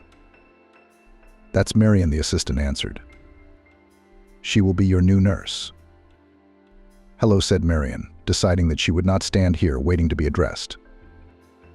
Jacob frowned as if he'd eaten something sour. "Yes," he said, "it gets worse every time. Come on, Robert, let's go see what we can do with her." The assistant smiled encouragingly at Marion and went out. Without Robert, Marion immediately felt somehow defenseless, but she was determined that she would not let her charge spoil her mood. She needed this job. She liked the bright, spacious outhouse they were put in. She liked being able to spend quality time with the children. She liked the fact that she didn't have to go anywhere, and she certainly wasn't going to be leaving here in a week. So Marion pulled herself together, smiled, and said, "Well, where do we start? How about a shave for starters? Otherwise you look very overgrown, not like a millionaire, but like a homeless man." Oh, why did I say that she immediately thought in horror? I wanted to say something else about my skills, about what a highly skilled nurse I am. Now he's going to fire me for sure. Jacob raised his bushy gray eyebrows in surprise and suddenly laughed like a madman. "Like a homeless man, you say?" he said, when he could laugh. "Well, take me to the bathroom, if that's the case." "Where's your bathroom?" she asked. The old man rolled his eyes. "Yeah, that's professionalism in all its glory," he grumbled. Then he pressed a button on the arm of the chair, and it went somewhere along the line. All she had to do was follow him. Jacob led her into a large, airy room. It took Marion a few seconds to explore the place and marveled at how conveniently everything was arranged. She found a cape, shaving foam, and a clipper. "Do you even know how to do that?" Jacob asked her doubtfully. "I do," Marion said calmly. The last time she had used a clipper had been a long time ago, when she was still working at the hospital. One of her patients had asked her to shave his neck before an operation. He couldn't do it himself, his hands were too shaky. "That's all right," thought Marion, "I can do it now." When she had finished, she looked with satisfaction at the result of her work. "There," she said, turning her ward to the mirror. A different look. Jacob saw himself and gasped. "What have you done, you fool?" he shouted. "Couldn't you at least leave a few millimeters? Why cut everything to 0? You can see all my wrinkles and folds. I look like I'm about to die." Marian looked in the mirror, but decided not to show fear. "It's hygienic," she said sternly. "And it suits you better, believe me, as a woman." The old man chuckled. "Any man has ever been a woman." Marian's face seemed to flush. Yes, she had come here in a simple dress, with her hair unsightly in a ponytail. But to take her for an old maid was too much. "Don't worry," she said dryly. "I have 3 children." Jacob whistled. "And from different men, too." "One," Marian said wryly. "But he's an interesting guy, having 3 kids and a woman to work with." Marian pressed her lips together. "We broke up." "Why are you panting like that? Did you run away?" "That's none of your business," she said more sharply than she intended. "What's next on the plan?" "Snake, get the clipboard from the table," the old man grumbled. Marian should have left a detailed schedule there. The tablet was found in the indicated place. Marian ran her eyes over it. Yes, there's a lot to do. It seems that Jacob is indeed seriously ill, at least judging by the number of pills and shots he gets every day. "Have you had lunch yet?" she clarified. "No, I was waiting for you." "Of course I've had lunch, I see." Marian decided not to react to the abruptness. "Then you have rest and IVs now," she said. "You're a genius." Jacob pulled the tablet down so his fingers shared the screen but said nothing. "Are we going to drip lying down or standing up?" How many more stupid questions are there going to be today, Marian thought. Marian, hardly gritting her teeth, answered. "There will be questions until I fully understand your regimen and appointments. For your information, some patients prefer to sit during the procedure. I'm thrilled for them. We're laying on you," she continued, ignoring the sarcastic tone, "which means there should be a couch." Marian began to look round. The old man sighed and nodded his head. "There's a door over there that leads to the treatment room." The IV went relatively quietly, too. Marian was afraid she wouldn't get into a vein the first time after all. It had been years since she'd injected. But today she was lucky. Jacob even closed his eyes and dozed off. He woke up when she was pulling the needle out of his vein. "We're going for a walk now," Marian said. "Really?" said the old man. "I thought it was a tambourine dance." Marian wondered how she had so much patience. She was used to strangers being so rude and disrespectful to her, for just doing her job. Jacob hired her for this job, if you think about it. It's understandable that she wouldn't know anything on the first day. Can't she have a little self-restraint? Marian thought as she walked through the garden beside his chair. Why should he? He's a millionaire. He's not used to restraining himself. He must have had more than one carer before her. And if she fails or decides to leave, his team will find another one the same day. In the meantime, he can just take his anger out on people like they're his punching bags. During the walk, however, Jacob was a little quieter. It was as if he was immersed in his own memories, not paying attention to Marian, who was walking beside him. He just rolled along the paths, automatically switching buttons to turn in the right direction. He doesn't really need me right now, Marian thought. He can ride on his own. The paths are perfect everywhere. But according to the terms of the contract, I must accompany him at all times and never leave him alone. I wonder if you like that kind of work, Merlin? Jacob asked suddenly. I'm Marian, she corrected. I don't care. It's just a job, a normal job. He chuckled. You don't say. I have a lot of my own companies, employing thousands of people. If I wanted to, I could buy up all the houses in this village. That's a proper job. You can leave me at the barb, the old man continued through gritted teeth. If you stay, you'll do a lot of other, less pleasant things. Isn't that what you dreamed of at school? Marian felt herself getting really angry. I don't know why you started this conversation, she said honestly. Jacob grinned. Aren't you ashamed of yourself in front of the kids? You're a grown woman, working as a nurse. You don't even have to be smart about it. Just do as you're told. A monkey could do it. Or is that all you're not clever enough to do? If the monkey could do it, why do you change carers so often? Marian asked. Maybe it's because you don't treat them like people, but like animals. I think I'd agree that chimpanzees or gorillas would be a better fit. At least they wouldn't understand how you treat them. The old man laughed. I'm a millionaire. Manners don't suit you, princess. You can leave even today. I'll even ask Robert to pay you a week's salary in advance. For a second, Marian wanted to take the money, grab the children, leave and never see this arrogant, nasty old man who treats her like some baron with servants. No, she said to herself, that's what he wants, and I'll never get another job like that. Marian remembered how many CVS she'd sent, how many times she'd been rejected, how many evenings she'd sat thinking about what else she could sell to pay the mortgage and food. I'm fine with it, she said cheerfully to Jacob, and even found the strength to smile. We've got dinner and evening treatments coming up, so I think you should turn your vehicle in the opposite direction. Marian had been working for Jacob for a fortnight now, and every day she felt like she couldn't hate the man more. And every new day he proved her otherwise. The old man always found something to pick on about Marian: her appearance, her voice, her gait, words spoken with the wrong accent.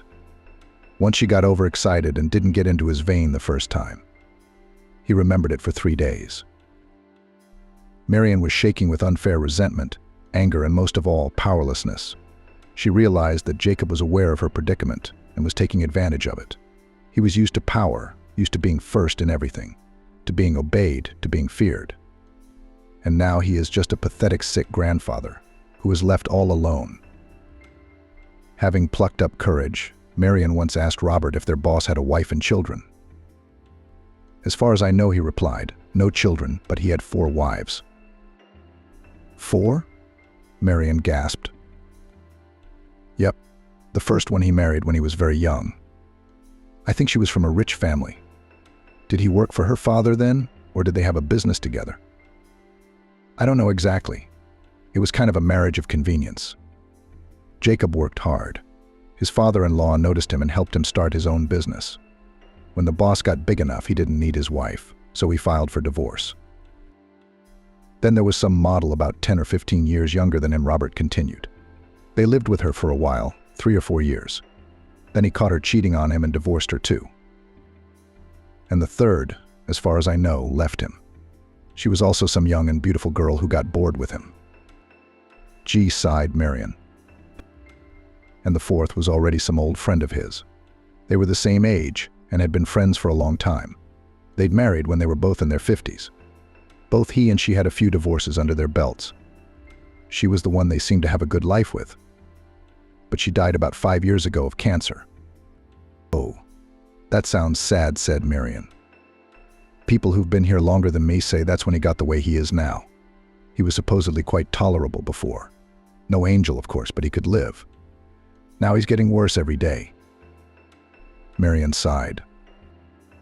That's a very sad way of putting it. Doesn't he have any relatives? Robert shrugged.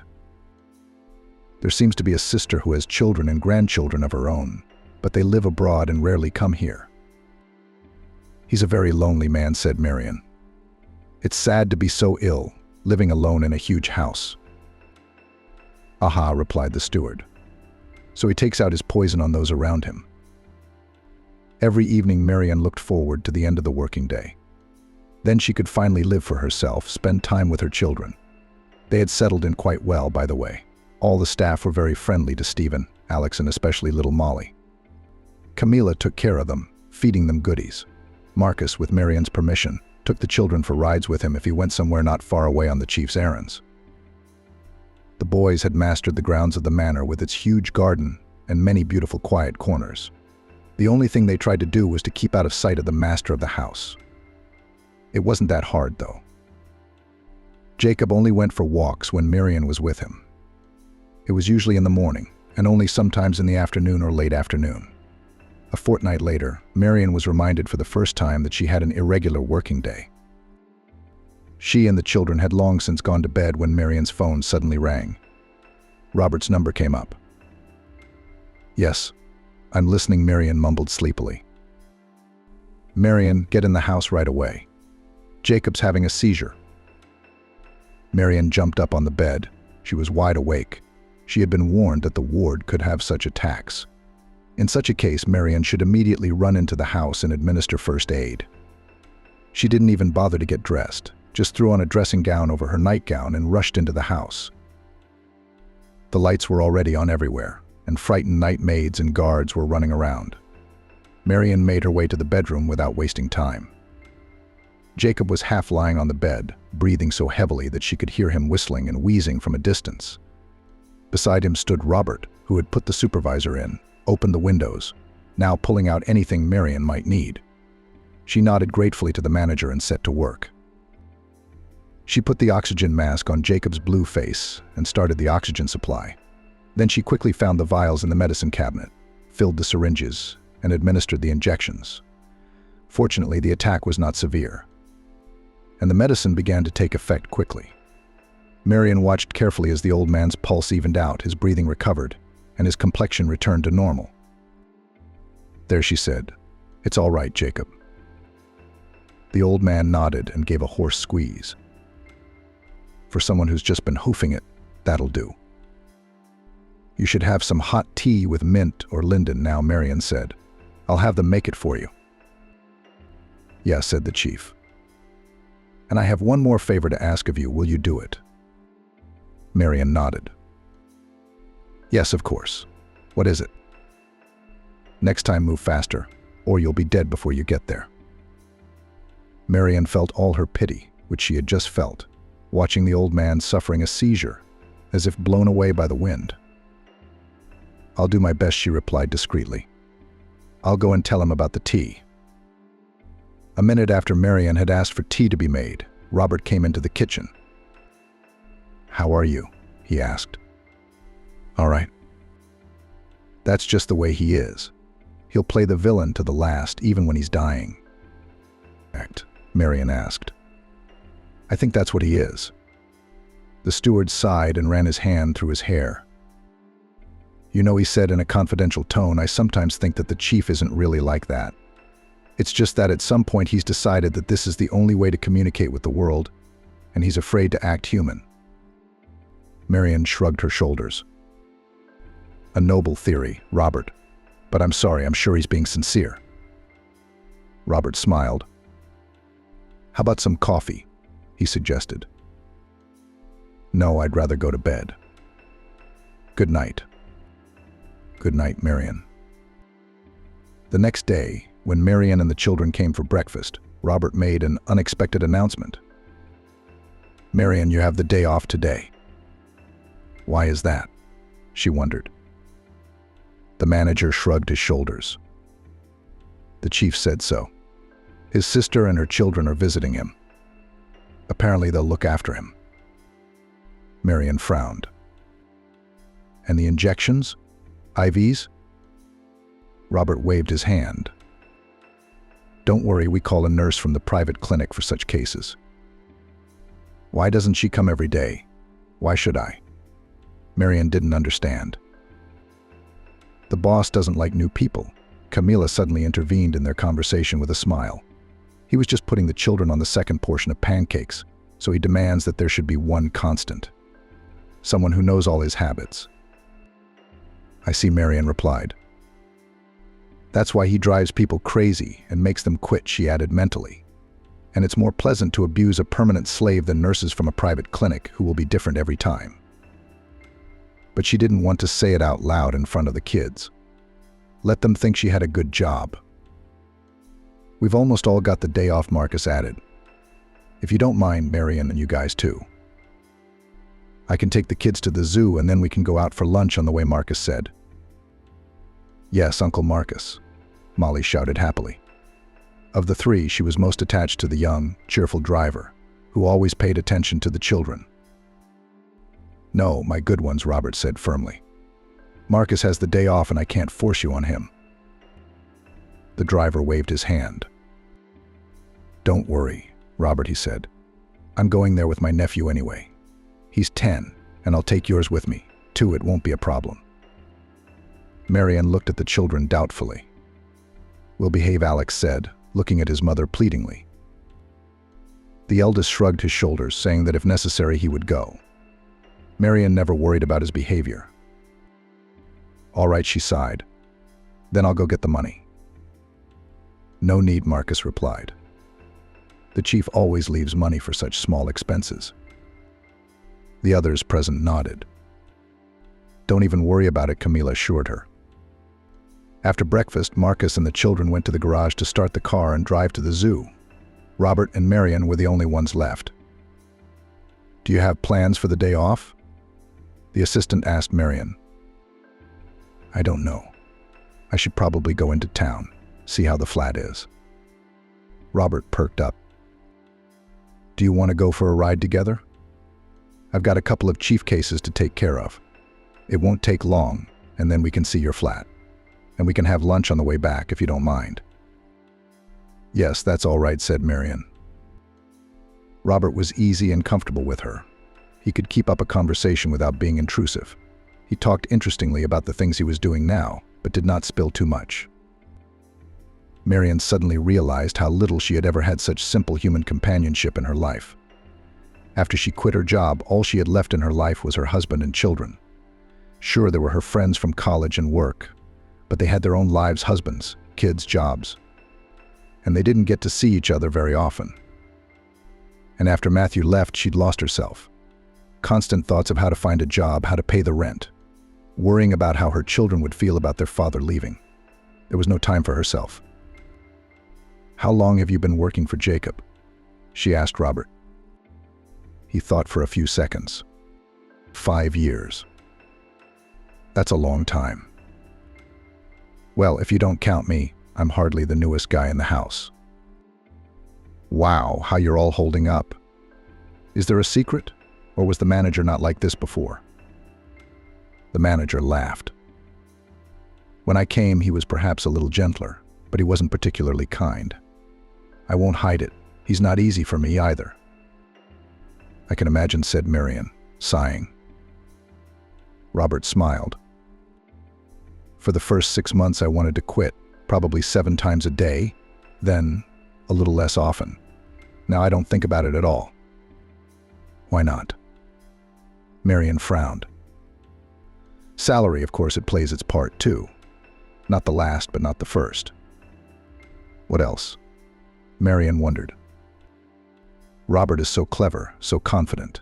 He must be a good professional and, unlike her, could find many more excellent jobs." "Experience," Robert said. "I not only run the house, but I help Jacob run his business remotely. Don't look so weak and decrepit. He's got a pretty good head." Marian wasn't sure, but she decided not to argue. "And now I'm unlikely to find another job where I can watch how to manage such a huge amount of money," the assistant continued. "Understand?" "I do," said Marian. "Except that your life keeps revolving around Jacob. Don't you feel sorry for yourself? Your wife and children hardly ever see you at home?" Robert laughed. "I guess I don't look very young," he replied. "But I'm only 33. Marian was confused. "I don't know what you mean," she admitted. "And you look wonderful." "Thank you." "May." "I'm flattered. It's not every day I get compliments from such beautiful young women," Robert said. "I mean, I don't have a wife or children yet." "A fiancé?" Marian asked. "No, no girlfriend." "I see that looks suspicious," laughed Marian. "A little," Robert admitted. "I'm just a workaholic. I want to start a family when I'm sure I can provide for them. By the way, we're here. It'll be 15 minutes in the rain. Then we'll see your flat." "Of course," Marian replied. Robert took some folder with documents and went out. Marian was left alone in the car. She suddenly thought that perhaps, like Robert, she would be tied to this house and the mean old man for years to come. "Okay, it's summer now. What about in the autumn when the kids go to school?" she pondered. Marian suddenly realized that Amanda, who had hired her, hadn't talked to her about the matter, most likely because she hadn't counted on Marian holding out this long. And Marian has, and she's not going to quit. "No, Jacob can't wait," she thought, biting her lip painfully, remembering last night. She'd been truly afraid for him then, and for the first time since then, sorry. As soon as he could breathe, he'd snapped at her. Robert came back and interrupted her sad thoughts. He looked pleased. "What? Let's go to your place?" he asked. "Let's go," Marian replied. Everything was fine in her flat, too. It was as unlikely as anything could happen, but Marian was still more used to being in control. "Lunch now," Robert said cheerfully. "I'll show you a lovely place. But I don't think they cook as well as our Camila does." "Oh yes," sighed Marian. "Nothing can compare to her food. But I'll try to surprise you." Robert took her to a large Georgian restaurant on the top floor of a large shopping center. There was pleasant national music playing. The air conditioners were running at full blast, which was especially nice after a hot summer day. They were escorted to a table with 2 soft sofas right by the window. From there they had a view of the river and the new high bridge. "Would you mind if I chose for you?" Robert asked. "Go ahead," Marian replied cheerfully. "I don't know anything here anyway." "Fine," Robert replied. When the waiter came, Robert pointed his finger at several items on the menu without showing Marian. So she didn't know what to expect. She was surprised when the first thing she got was a glass of red wine. "It's only lunchtime," she reminded her companion. "So?" Robert asked. Marian sighed because she couldn't find any other arguments. "Aren't you going to have any?" she inquired. "I'm driving. Definitely not," Robert replied. The wine was both moderately sweet and tart. Marian savored the taste and suddenly thought she couldn't remember the last time she had sat like this and spent time quietly with a glass of wine. "Thank you," she said. "This is the most wonderful weekend I've ever had." Robert smiled.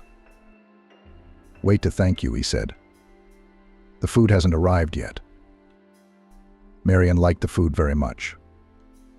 The soft, hot dough of the khachapuri with the slightly difficult-to-stretch cheese, the salad with crisp mini aubergines and lots of greens, the flavorful meat, and the juicy sauces.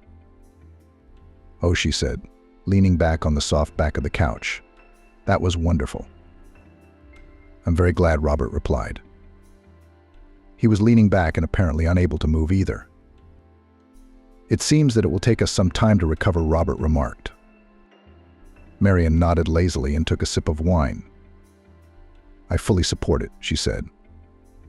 "In the meantime, we can talk." Robert raised his eyebrows in surprise. "That sounds scary," he said. Marian laughed. "I'm not your wife to make it sound scary." "Not yet. Anyway, I'm listening." Marian laughed. For some reason, she felt very light and good. "Tell me about yourself," she asked, and then confessed, "You're a mystery to me." "That's quite a confession," Robert grinned. "Why is that?" I wondered. "I just don't know anything about you," said Marian. "Neither do you about me," Robert remarked. "Fair enough. But let's start with you," Marian suggested. Robert chuckled. "Well, I'm not from around here," he began. "I was born in a small town far, far away from here. Yes, I went to an ordinary village school. Lived in an ordinary family, but always had great ambition." Marian smiled. So Robert continued, "I decided to come here. It wasn't easy, but I managed. The student years were fun. Then I got a job second, third, fourth. Then I got to Jacob. Do you know the rest of it?" "I have a feeling you've left a lot out of your story," Marian said thoughtfully. "Who knows, maybe I'll tell you about it later," Robert said. "Now we need to talk about you." "Good. But I haven't got anything interesting either," admitted Marian. "I'm a local, but only my mum raised me. I never met my father, and my mum never told me much about him. She was a music teacher. So, as you know, we didn't live very well." "Did you go to music school?" Robert asked. Marian sighed. "It was a terrible 7 years of my life," she said. "I can only remember one tune now. Mum made me play it most often. Everything else has faded from my memory. I've played this one so many times that if you woke me up at 2 a.m., I could play it with my eyes closed." "What's the tune?" "Bach, Chopin, Tchaikovsky," Robert asked. No, it's not classical for sure, replied Marian. Honestly, I don't even know. Mom never told me who the author was. We certainly didn't study it at school. I have a theory that she composed it herself, but I can't say it's true. Well, go on, said Robert, and then he interrupted himself. Do any of your children go to music school? No one. Marian cut him off. Robert laughed. Shall I order you some more wine? She shrugged, and Robert asked for another glass. Unlike you, I didn't do very well at school, she continued. The only thing I could count on after high school was college. And for some reason I suddenly decided I wanted to be a nurse. I thought it was a very beautiful, noble, and romantic profession, said Marian. It is, Robert agreed. Not a bit of it. Marian sighed. No, I don't regret it. Studying was interesting, and so was working. It was at work that I met Matthew, my husband. He was a patient of yours. Yeah, I'd just started working. I didn't really know how to do anything on my own. I remember my hands shaking when I was giving injections or dressings. I thought I could see it from a mile away. But Matthew didn't notice. Robert smiled. I'm sure he fell in love with you at first sight. He said he did. Marian nodded. In fact, I liked him too. Soon we started seeing each other, and 6 months later we were married. And then I found out I was pregnant. You've become a very young mum, Robert smiled. Yes, of course it was difficult at first. But then Mum was still alive and she helped me a lot, said Marian and sighed. Then Stephen grew up and went to kindergarten. I went to work, but not for long. When he turned 4, I got pregnant with Alex. And 3 years later, Molly was born. Wow. After Molly was born, we decided I was going to stay at home. That's why I didn't work for 7 years. Wow, Robert said. I must say you're doing a wonderful job, especially after such a break. Marian smiled. Thank you. That's nice to hear. Can I ask you a personal question? Ask away, she nodded to Robert. Marian took another sip of wine. Why did you separate from your husband? Robert asked. Why did I leave my husband? She asked him again. Yes, he left me. Maybe the wine played a part. Maybe it's been a while, but it's the first time I've ever made that confession so easily. He just left a note saying he was in love with another woman, she explained. He didn't even talk to you, Robert wondered. Marian shook her head. What about the children? He didn't even say goodbye to them either? How awful, Robert exclaimed. Marian smiled. I don't know what you mean. What horror. It's all right, she said. I'm fine now. Is that why you're holding on to this job? Robert guessed. Exactly, Marian nodded. They were silent for a few minutes. Each was digesting everything that had been said in the dialogue. Then Marian asked, What about your personal life? You're only 2 years younger than me. I can't believe you haven't had a serious relationship. Robert smiled kind of sadly. I have, and for quite a long time. I started dating an ambitious girl when I was still in college. I had that quality too. Only our goals were different. My ambitions were career-related, and hers were to find a successful man. Aren't you a successful man? Marian asked in surprise. Thank you for saying that. It's hard for me to judge that myself. Then I tell you that you are a successful man, interrupted Marian. Much obliged, Robert replied. Well, anyway, my beloved did not consider me a successful man, and she broke up with me because she said she was worthy of more. A very stupid woman, commented Marian. After that statement, I'm obliged to pour you more wine, Robert said, indicating to the waiter to repeat himself. Oh, sighed Marian, I haven't drunk so much in a long time. So Robert continued. She left me, and I decided that I would become the successful one, and she would come back to me. And how did it go? Marian asked. Great. In the process, I realized that I don't want to be with a woman for whom I'm not good enough, for whom I'm important not as a person but as a social status. Marian nodded. And I don't want to be with a man who gave birth to 3 children. And then he left, leaving only a note on the table, she confessed. Robert smiled sadly. I fully support such a wise decision. In the morning, Marian woke up with difficulty. Her head ached and her mouth was dry. The light of the sun shining through the curtains seemed unbearably bright. I overslept, she thought with horror. And I probably didn't even set my alarm clock last night. The clock, however, showed it was still early. Marian showered, brushed her teeth. After making sure the children were still asleep, she slipped quietly out of the outhouse and into the house. Camila was already bustling about in the kitchen. "Oh, Marian." The woman greeted her cheerfully. "Good morning. How are you up early this morning?" "Yes," said Marian hoarsely. "It seems I had a very stormy day off yesterday." Camila smiled understandingly. "Now everything will be. In an hour you will be awake and cheerful, like a 15-year-old schoolgirl." A minute later she put a huge cup of fragrant tea in front of Marian, smelling of berries and herbs.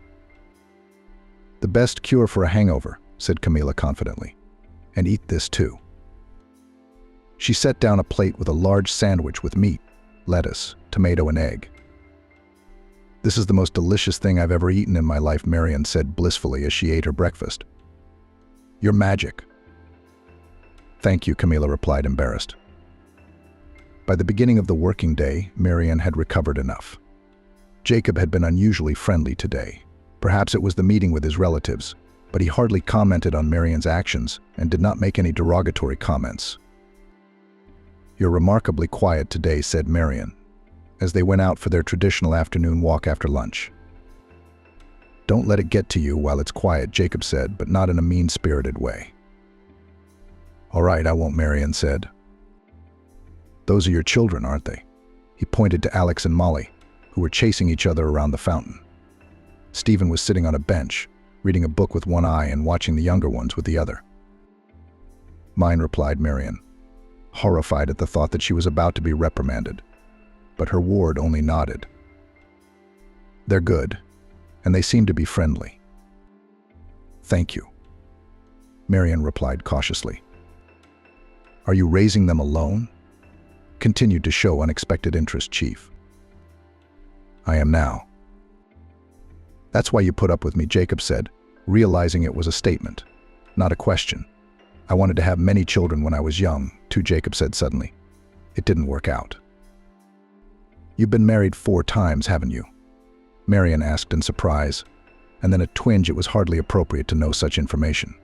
But strangely enough, the chief did not comment on it. "Yes, he replied. Jacob stared ahead, as if he were mentally reviewing his whole life. "Didn't your first wife want children?" Marian asked. "Yes, I didn't at the time," either Jacob answered. "She and I were young and spoiled. Both of us from rich families wanted to have fun and enjoy life. Or rather, my wife did. I was interested in building a business at the time." "So why did you get married?" "My parents insisted. It was good for the business. Actually, I didn't mind. She was a pretty girl. I thought I'd get used to her. Well, after a few years, it became clear that we were completely different people. I got divorced and went to work." He stopped talking. "Can I have some water, please?" Jacob asked suddenly. Marian hurriedly held out the bottle. "Please," she thought, wondering for the first time in weeks what was happening to him. Jacob sipped and continued. "I don't have much to say about my second, third wives. I married them, I don't know, just for status. Young, beautiful. I thought it would be great, but every time I realized quickly that it wasn't what I wanted. And all they wanted from me was money."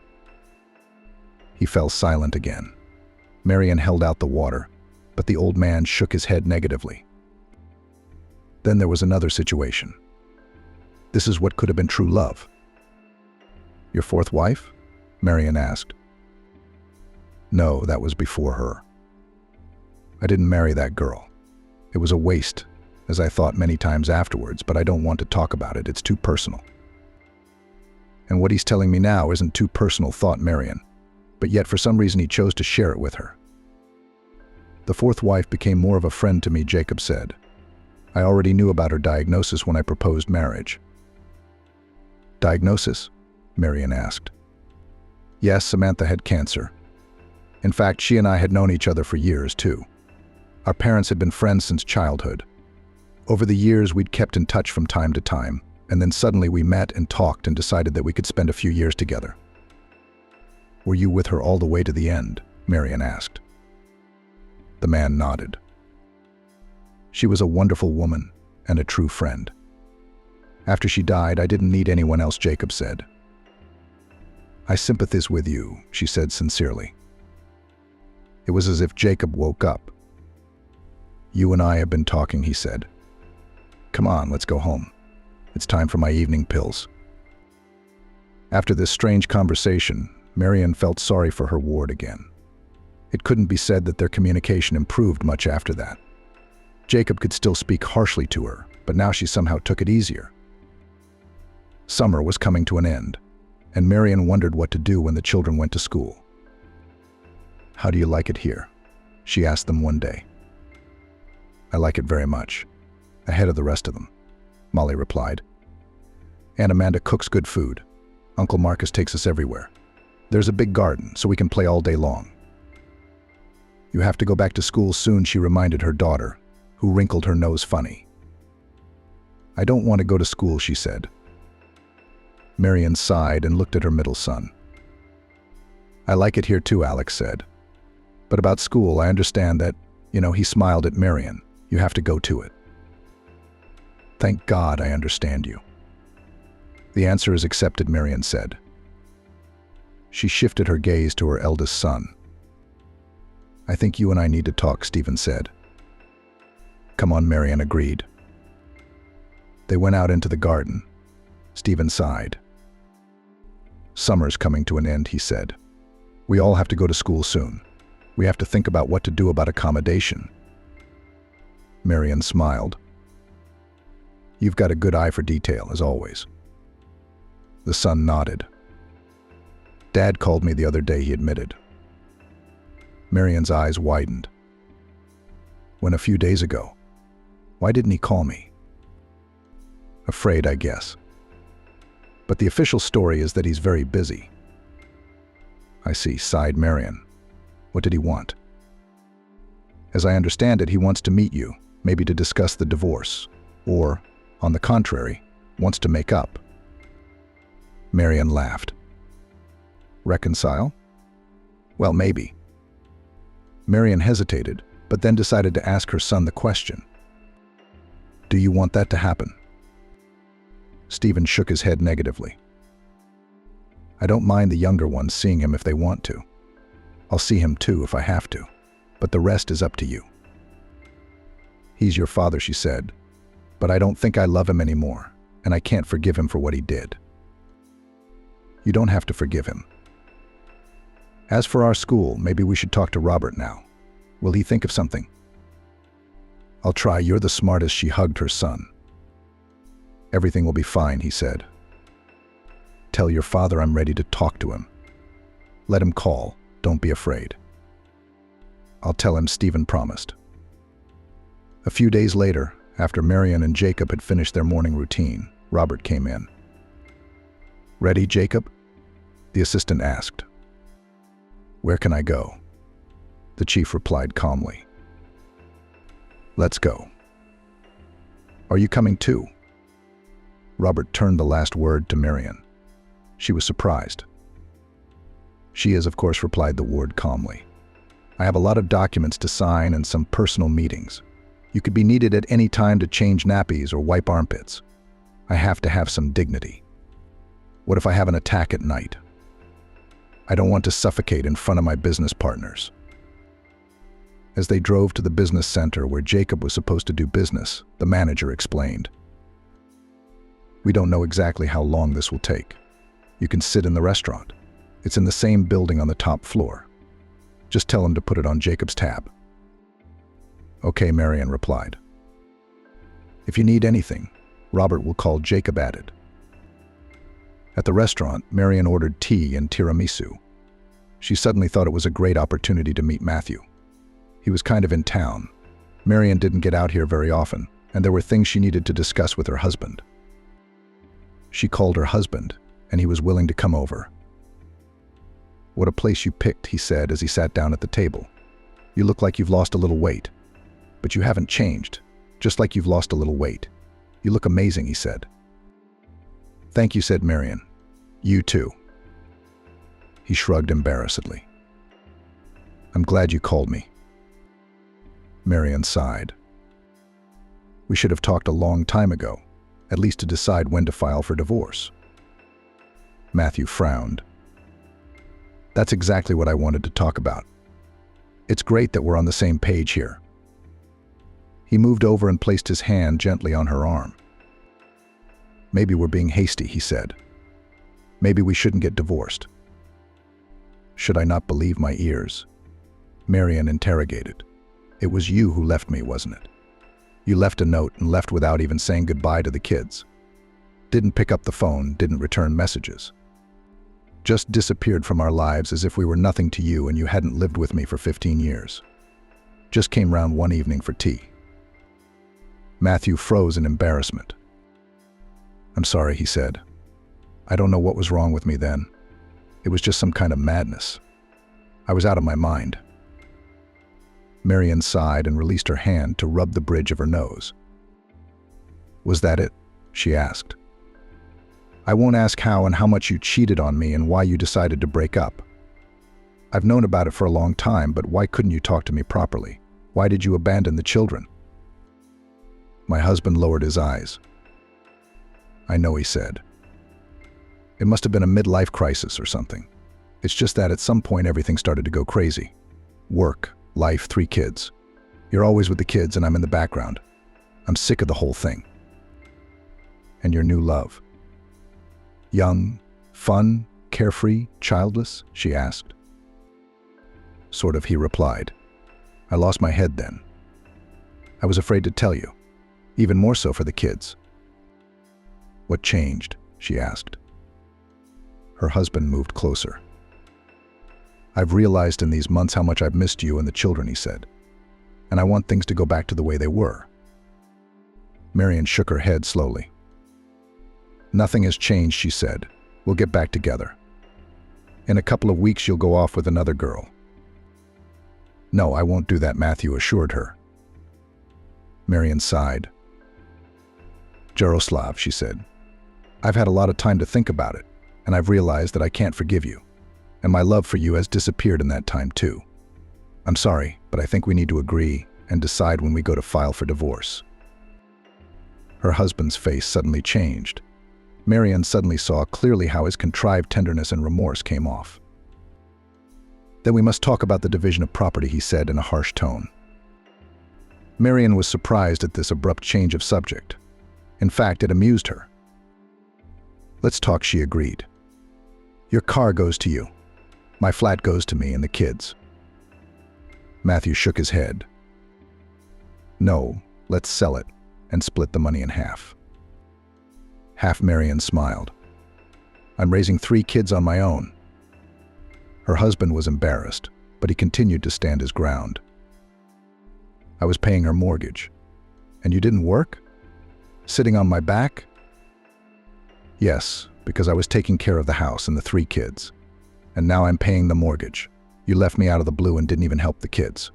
You can't imagine what I've been through these past few months." "Well, then we'll get back together."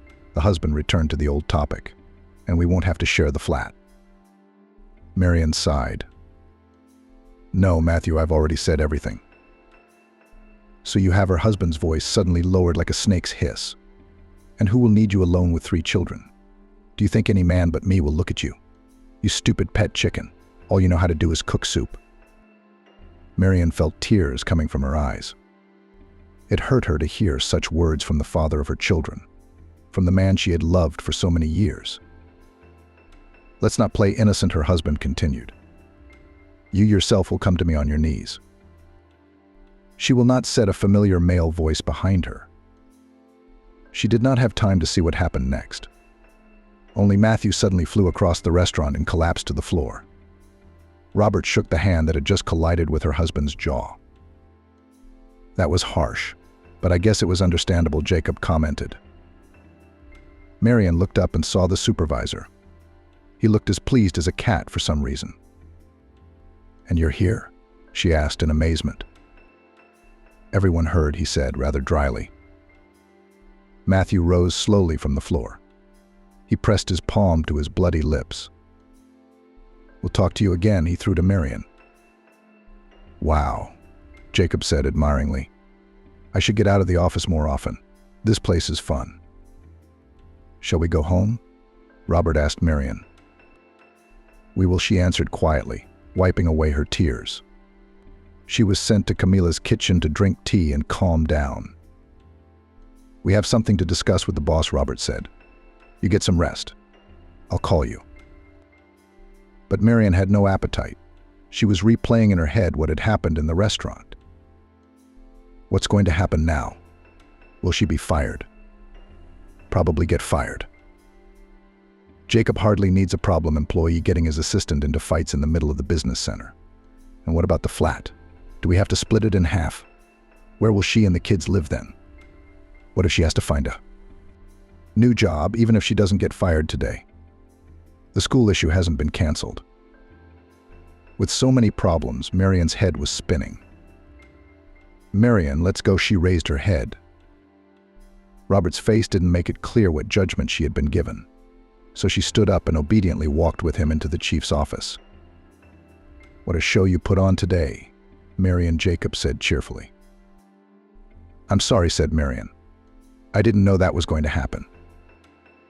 "Well, it was kind of funny," the chief said. "We have other things on the agenda." Marian squirmed. Now he was going to tell her everything. "Do you want to continue working here?"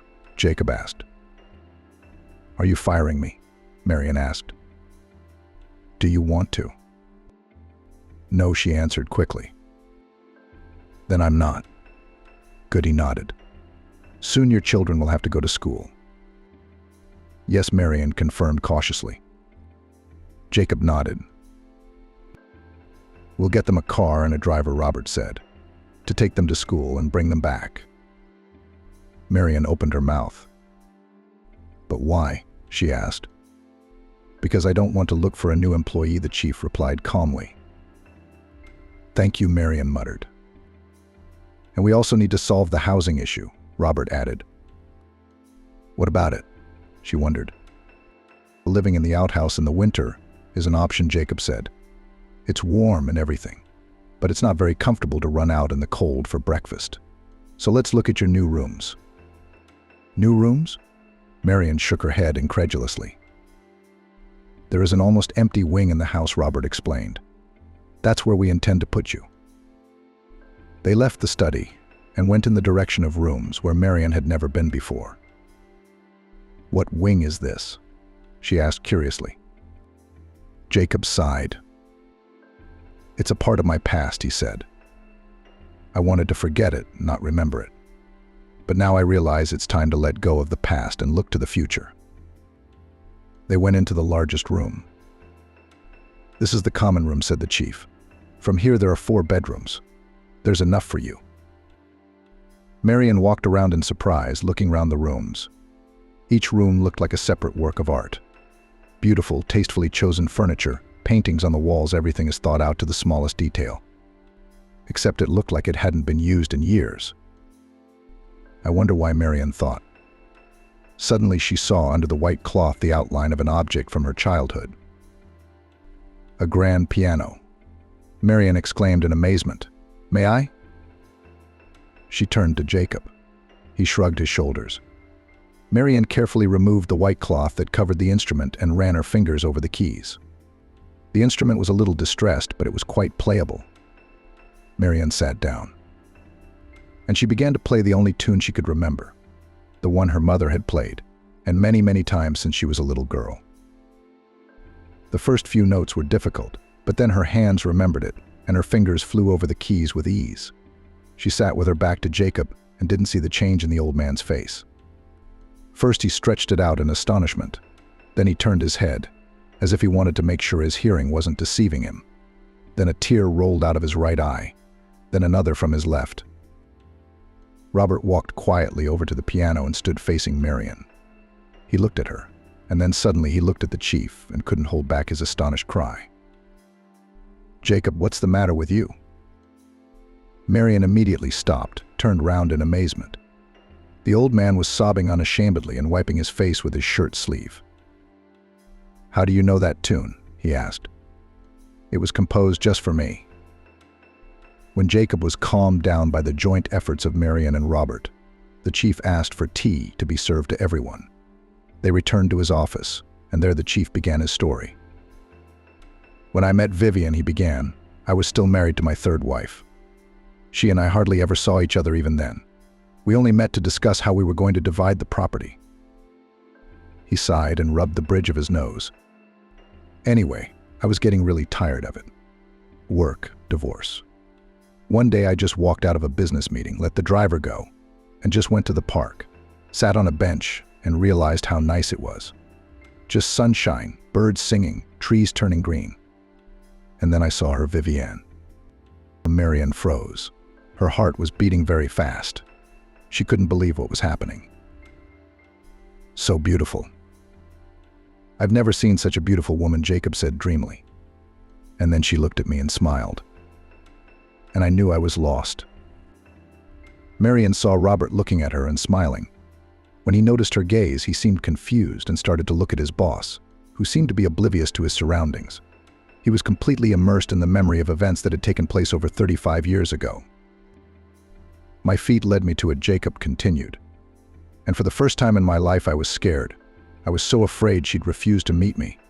I'd been with a lot of women, but none of them had ever struck such awe in me. At first sight, to my delight, she said yes." He smiled blissfully. "I've probably never been so happy. My wife and I were no longer living together. And so I brought Vivienne into this house and made this wing just for her. It's the sunniest side of the house.